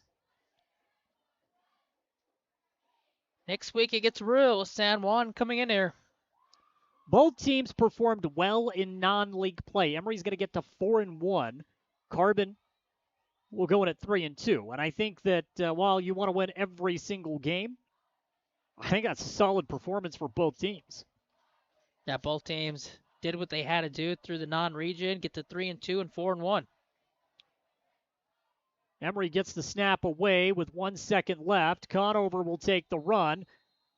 As Emery did not punt, that handoff goes up the gut, and that will not necessarily take us to the end. There's going to be 1 second left. But the Spartans are going to get a win, Travis, and they did it in a fairly dominant fashion. You know, if you are a Carbon High School fan, I still think you did some decent things in this game. They moved the ball well from the 30s, but it was just converting once you got onto Emery's side of the field. Yeah, they did. You can take those things into next week against Manti. I know you're disappointed you didn't come over here and get the coal bucket back, get the first win over here in 20-plus years, but they showed some signs of moving the football. Yeah. 3 seconds left, and quite sure what's happening here. Some confusion out on the field. An official timeout. They put 3 seconds on the clock.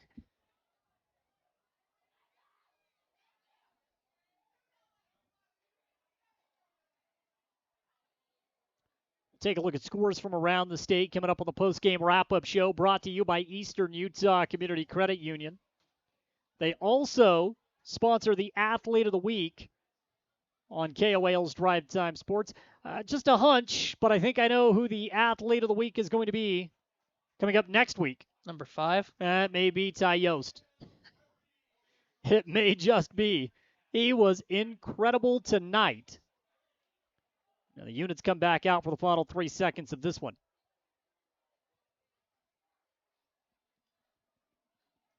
Pistol set here for Kennedy. Final play of the ball game. Kennedy takes the snap, goes back to pass. He's going to loft this one up in the vicinity for Brady. It's caught. Brady gets into the end zone. Touchdown, Carbon, on the final play of the game. A 47-yard touchdown as Kennedy finds Brady on the old Hail Mary. And it makes it 49-16. 500 in the backyard. Throw it up in the air. Touchdown. Stalked it. Beautiful throw. Even a better catch into the end zone. A 47-yard touchdown pass.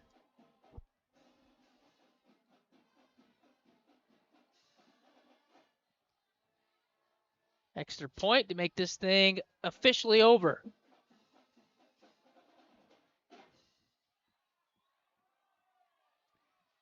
And Brady will come out for the PAT.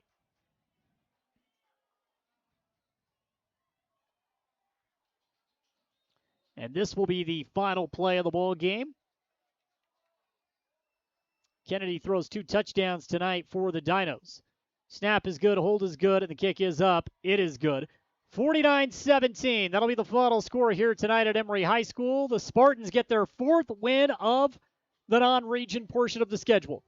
They'll go into next week's league opener against San Juan at 4-1. The Dinos dropped to 3-2, still in a great spot as the first RPI will be released on Monday. We'll talk about that when we return. Post-game wrap-up show brought to you by Eastern Utah Community Credit Union is straight ahead right here on KOAL 107.3 FM, 750 AM. Also on our YouTube page, which is Castle Country Radio Emery. Back with more after this.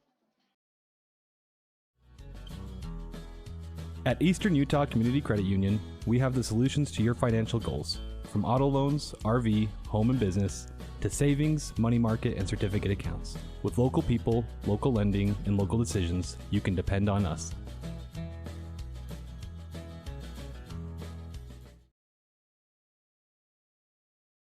Looking to transform your space? At 123 Remodeling, we specialize in bringing your vision to life. From electrical upgrades to seamless drywall finishes and expert garage door installations. We handle it all with precision and care right here in Carbon and Emery County. Trust the local experts at 123 Remodeling. Call us today at 630-2215.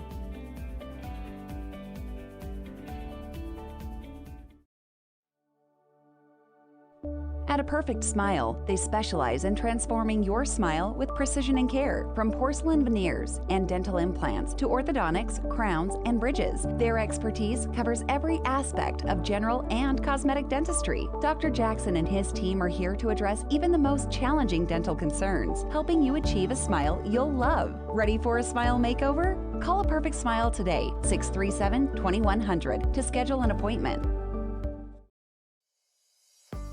Looking for financial solutions? At Cache Valley Bank, they're here to help.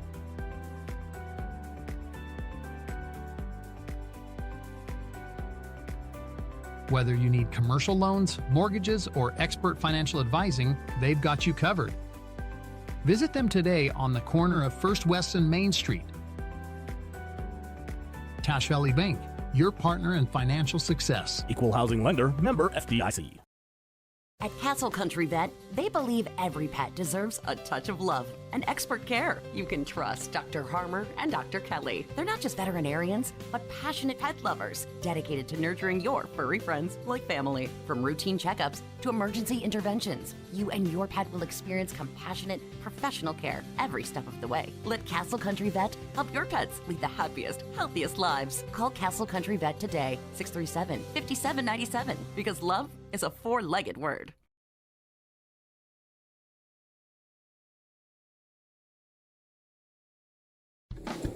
Imagine this. You're cruising down the highway, windows down, music up, but suddenly your car sputters. Don't let car troubles break your stride. At Cars, Complete Auto Repair Service in Wellington, they're dedicated to keeping your vehicle running smoothly so you can keep enjoying those flawless drives. From regular maintenance like oil changes and wheel alignments to tune-ups and even new tires, Cars is here to help. Visit Cars today and drive away confident knowing your car is in its best shape ever. Discover peace of mind with Don's Hometown Insurance, now even closer to home at their new location, 58 West Main Street in Price. Connect directly with friendly agents ready to tailor a package just for you. Imagine bundling your home, auto, and life insurance, simplifying your life while maximizing your savings. Experience personalized service designed to protect what matters most to you. Visit Don's Hometown Insurance today and feel the difference. The Spartans play here. Hayden Abrams, number 3. Caleb O'Neill, number 58. Deacon Mangum, number 12. On 107.3 FM and 750 AM KOAL.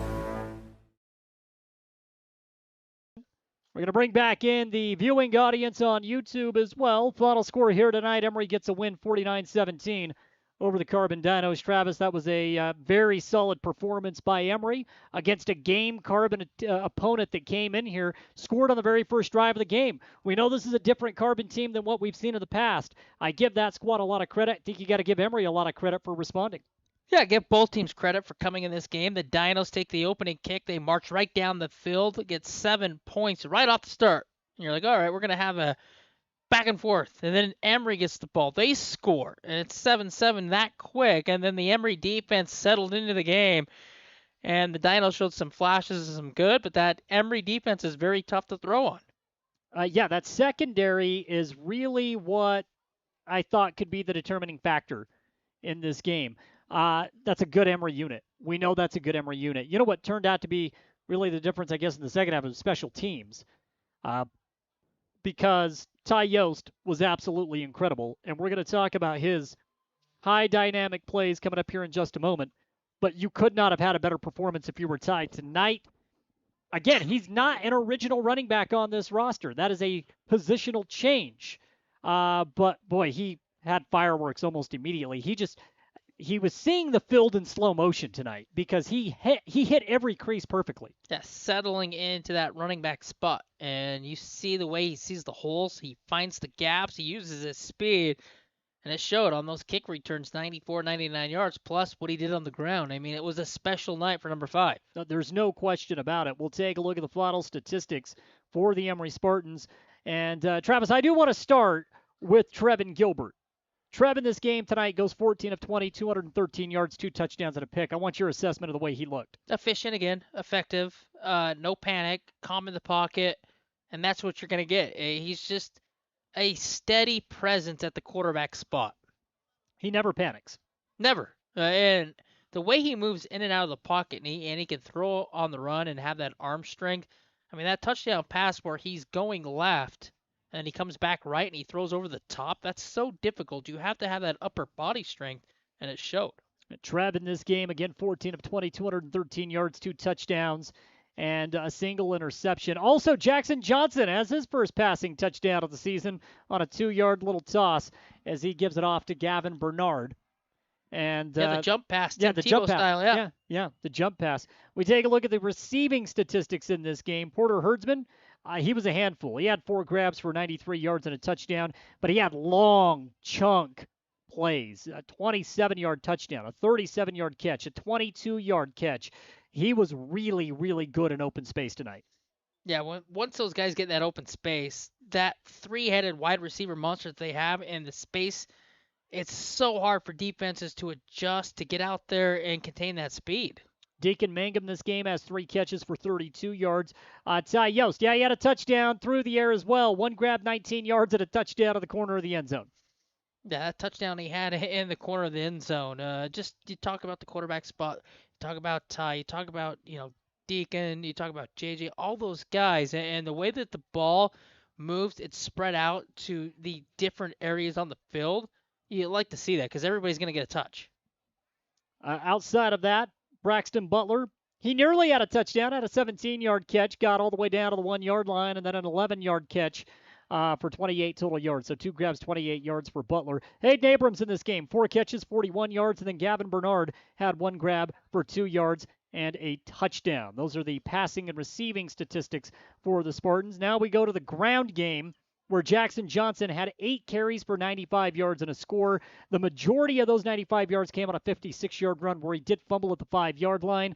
But even JJ, he found some room to run out of the backfield. Yeah, the way JJ and Ty, you have those two in the backfield, both not power. They're more finesse. They're more speed. And so if Ty comes out, there's one speedster out. But then JJ steps in. You've seen that first quick step he had up the sideline.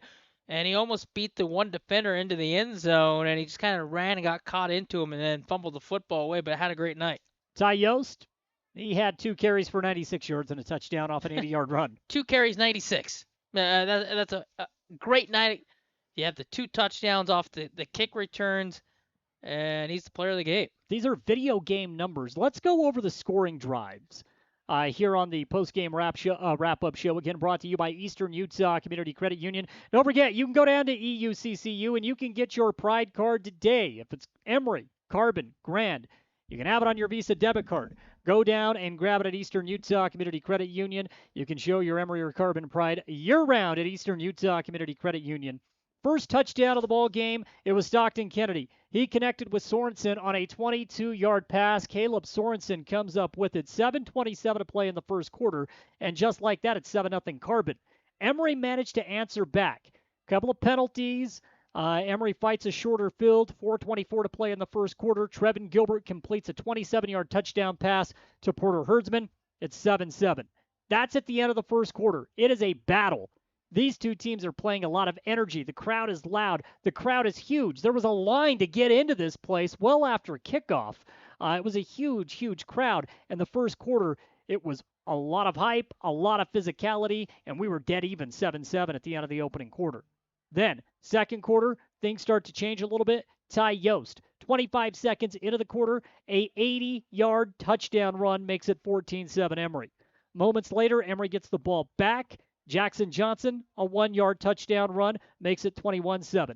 With about 4 minutes and change left to play in the second, Trevin Gilbert completes yet another touchdown. This time he finds Ty Yost going off to the corner of the end zone on a fade, an 18-yard strike. It's 28-7 Emery, and that takes us to the end of the first half. Carbon had an opportunity to score late in that first half, but could not come up with it as they left some points possibly out on the field to end that quarter. It was big because Emery gets the ball to start the second half. And what happens? Ty Yost, a 99-yard kick return for a touchdown, makes it 35-7 Emery. The Dinos did get some points almost immediately. Another possession, they get some points as Luke Brady knocks through a 40-yard field goal. He is such a weapon for this Dino team. Brady has a leg on him, and he kicked that 40-yard field goal. He kicked it with ease. There was no problem whatsoever. 35-10 is the score at that point. Third quarter, Ty Yost. How about this one? A 94-yard kick return. Unreal, right? So that was on the ensuing kickoff off of Brady's 40-yard field goal. So a kick return for Yost, 94 yards. So 99 and 94-yard kick returns for Ty in the second half. And then a 2-yard touchdown pass as Johnson fired to Bernard with 2:27 left to play in the third, makes it 49-10. Final play of the ball game, the Dinos find the end zone as Stockton Kennedy converts.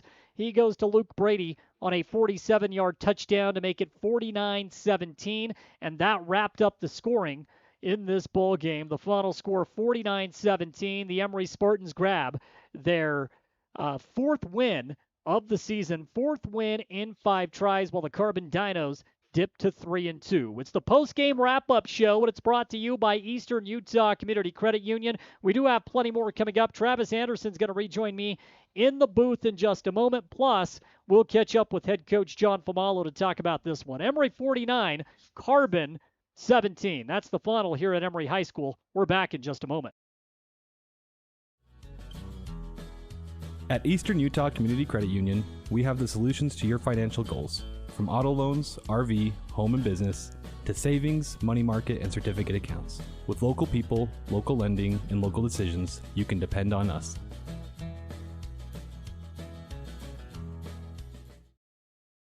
Looking to transform your space? At 123 Remodeling, we specialize in bringing your vision to life. From electrical upgrades to seamless drywall finishes and expert garage door installations, we handle it all with precision and care right here in Carbon and Emery County.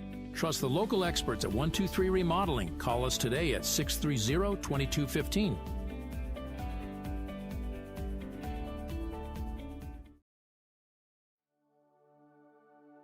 At A Perfect Smile, they specialize in transforming your smile with precision and care. From porcelain veneers and dental implants to orthodontics, crowns, and bridges, their expertise covers every aspect of general and cosmetic dentistry. Dr. Jackson and his team are here to address even the most challenging dental concerns, helping you achieve a smile you'll love. Ready for a smile makeover? Call A Perfect Smile today, 637-2100, to schedule an appointment.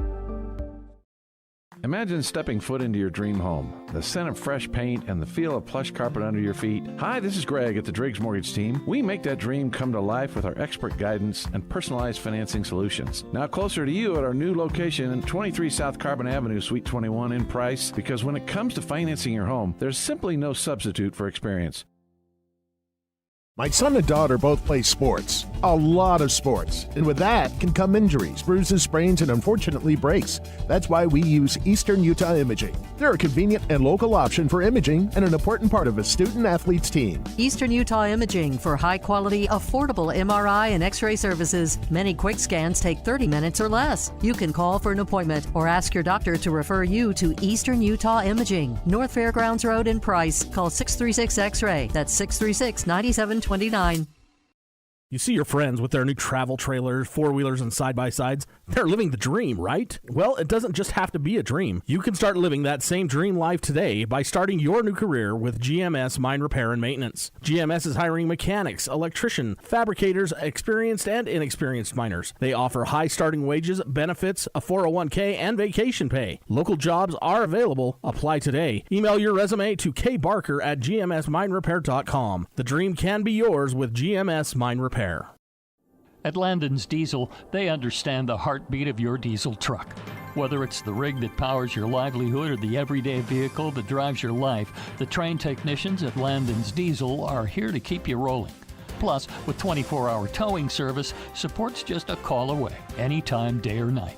Drive into Landon's Diesel for expert care tailored to you and your truck, because when your diesel needs expertise, Landon's Diesel is always here. Discover the difference experience makes at Mr. Automotive in Huntington. With over 30 years dedicated to matching the perfect vehicle with the right person in Castle Country, we know a thing or two about cars and about saving you money. Thanks to our low overhead, we're able to pass incredible savings directly on to you. Drive away happy with a deal as reliable as our service. Visit Mr. Automotive today, where experience means savings and you meet your new car.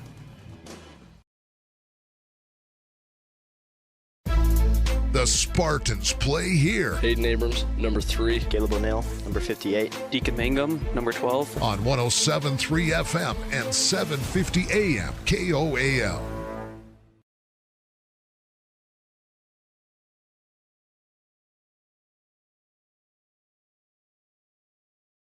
Continuing on the post-game wrap-up show, final score tonight, Emery grabs a 49-17 win over the Carbon Dinos. And joining us right now in the broadcast booth, we have head coach John Famalo. Coach, I always look forward to the post-game interviews. Thanks again for coming up tonight. Hey, appreciate you having me on, Jordan.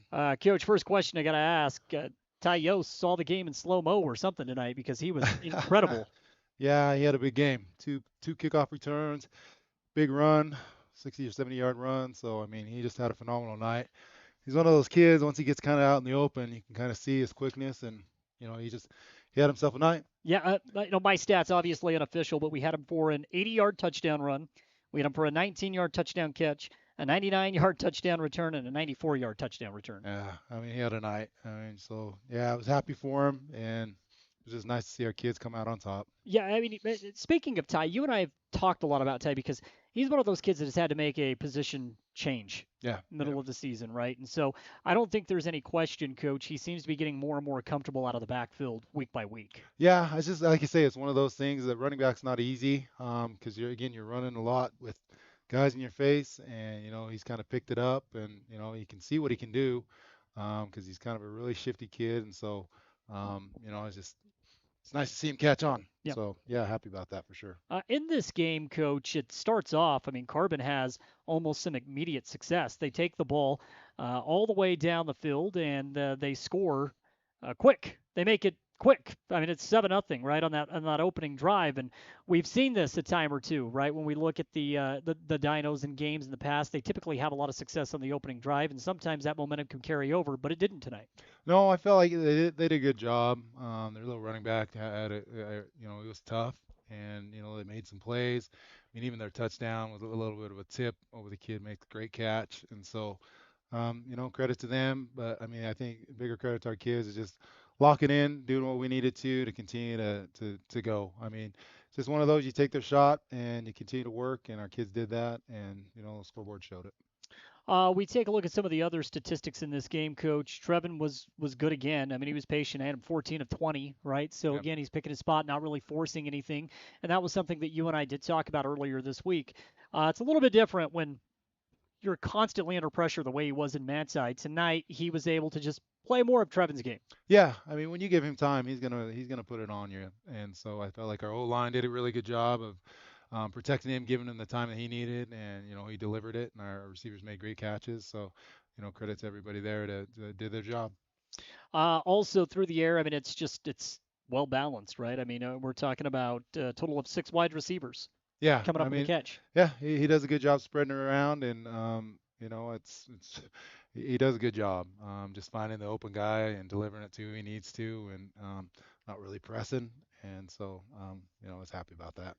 There's a lot of potential mismatches on that Carbon offensive unit, one being Maddox Wilson, and you and I talked about him. Yeah. For the most part, you guys did limit Maddox tonight.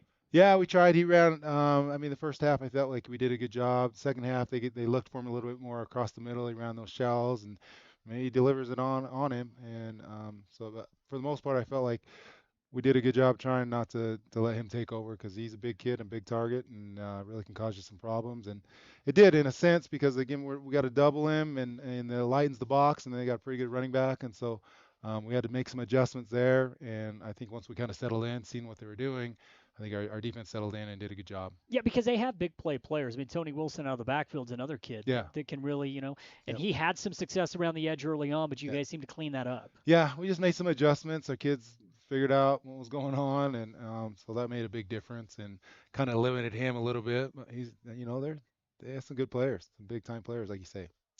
Now that we are through this non-region portion, well, you know what? Before it's homecoming night, Coach. I know this is a big deal, right? It's a big deal for these kids. It's a once-in-a-lifetime type deal for these seniors. You're only a senior one time with homecoming. You're under the bright lights. This is a huge game. There was a line of people to get in well after the game started. This was a huge, huge crowd. You look over to the opposing sideline, and there was just loads of people. Feel so happy for these seniors, because again, it's a once in a lifetime deal. Yeah, they spent these last 4 years. They don't want to be the team that lost to Carbon, and so they went out with a bang and did a phenomenal job protecting our home field. I was appreciative of them bringing their fans, and that's nice to be able to. I think that builds a great environment, a football environment for both teams, and it was just happy we came out on top. Yeah, I don't think there's any doubt that's a well-improved football team. Yeah, no, they've got some players, and they're doing some things, and so I'm happy for them. Like I say, I cheer for them, and when we're not playing them, because I need them to do good. It helps RPIs and other things, and so it's just nice to build a football community in both counties that we can build some competitiveness, and just football is a great game. You just don't want to see it slip away in one county and just be dominant in another, and so I'm happy for them. But when you and I talked on Wednesday, I said, boy, 4-1 in non-region would look really good. That's a great 5-game stretch, Coach, and that's exactly where this team sits now. 4-1 after 5 games, getting ready for a big game next week now against San Juan. Yeah, that was our goal. Again, you want to win every single game, but we knew, looking at the schedule, if we came out of there 4-1, coming into the San Juan game, that that would help our RPI kind of give our kids some confidence. And but we got a tough one to play next week. A really good San Juan team that has a tradition. They know how to win, and so again, that's kind of where we want to get to that point. So we get them at our place, so it's an opportunity to see where we stand amongst the best. I think it's always easier to climb up in the RPI, or not easier to climb up in the RPI rather than just get it set. There's been a couple of times where we've started really high in the RPI. Yeah. Makes it a whole lot easier, Coach. I can't envision a team with 4 wins in 5 games not being a top 4 or 5 squad in the RPI. I don't know that I've ever seen that, and so I think that even added to the magnitude of tonight's game. I don't see how this football team could not be a top 3 team when that first RPI comes out on Monday. That's what we hope. Like I say, I feel like our body of work has been good. Again, Carbon's a good win. Yep. The Enterprise game, I don't know what that's all going to shake out to be. Same thing with North San Pete. A loss to Manti, I don't think hurts us because they're a really good team. But at the same time, I think it positions ourselves early. Like you say, I think it's tougher to move up. And so hopefully if you're getting in that top 3 or 4, I think it positions you really well going into region to be able to establish yourself to hopefully get a pretty good playoff spot at home. But it all starts next week in region and figuring out what we can do with the Giants over there. Yeah, we only got 4 more cracks at this. That's it. There's 4 games left in the regular season. Yeah, I mean it's fast. It's funny how fast it goes. It comes and goes fast, and so down to 4 games. So our kids got to really be on the ball. So we'll see what we can do to come out on top on those ones. But next week, our kids got to get focused up really well and get ourselves prepared. Coaches got to do a lot to get them prepared. But I'm looking forward to the challenge. Is it? I'm going to ask this question anyway. Don't get mad. Don't get mad at me, Coach. Is it nice to put this game behind you? Not just the Carbon game, but homecoming as well, from a coach's standpoint. Yeah, for sure. Okay. It's just one of those. Again, I love the kids, the experience, the whole environment at school that week. It's fun for them. But as a coach, you just want to get to that game, get it over, and be done with it. And, like I say, there was a lot of talk before, so I was just happy that, we performed well. And so just happy for the kids. You get it twice being a teacher. Yeah. Like I say, they want all the kid teachers to show up to things, and that's tough as a coach. I'm just like, I see you guys enough, and so I try to avoid all the other stuff that goes on, but I'm glad the kids experience what they experience, because it's like you say, it's before you know it, you're done. You're a senior, and then you're gone, and you remember these times for the rest of your life about playing in Carbon, and they thought they had a really good team. We had a really good team, and to come out on top was awesome. So how do you handle the weekend, Coach? You tell the kids, hey, enjoy this one. We'll see you on Monday. Is that kind of the way this? Yeah, honestly, that's it. It's tough to try to steal another day from them, but I'll ask them to watch a little bit of film and on the past game, mark up what they felt like they did good, what they did wrong, and what they need to clean up, and then start looking at the San Juan and putting a game plan together, what we can do to slay that big dragon. I know I'll go back and watch this game again tonight, Coach. And one of the things I made a note that I wanted to get your Quade Ovison was great tonight. Yeah, he played defense really well. Like I say, he's got that cast on. Unfortunately, I think he gets a pick on the one, but he did a good job. He's a great corner and does a good job. He had one 50-50 ball there against the big Wilson kid and made a heck of a play on the ball. Yeah, it was great to see Quade actually get in and come up with some big plays. Some good offensive plays by Carbon, just better defense, I think is what it kind of boiled down to. Yeah, they did well, and I felt like our defense buckled down, did what they needed to. Well, Coach, 4-1 definitely looks good. I appreciate you taking out the time to come up here. I'm going to let you go and enjoy this one, and I look forward to our conversation again next week. Hey, I thank you. I appreciate it, Jordan. Okay, we'll be back. We'll put the final touches on tonight's broadcast when we return. Emery tops Carbon 49-17. More right after this. Imagine the roar of the crowd as you score that winning touchdown. Now imagine feeling that same thrill every time you manage your finances. At Eastern Utah Community Credit Union, we equip you with the tools to make every financial decision feel like a walk into the end zone. From high-yield savings accounts to unbeatable loan rates, we're on your team helping you push forward to your financial goals. Eastern Utah Community Credit Union, where your financial journey is our game plan. Join us today and let's win together. Membership and eligibility required. NCUA insured. Loans approved on credit. Equal housing lender. At A Perfect Smile, they specialize in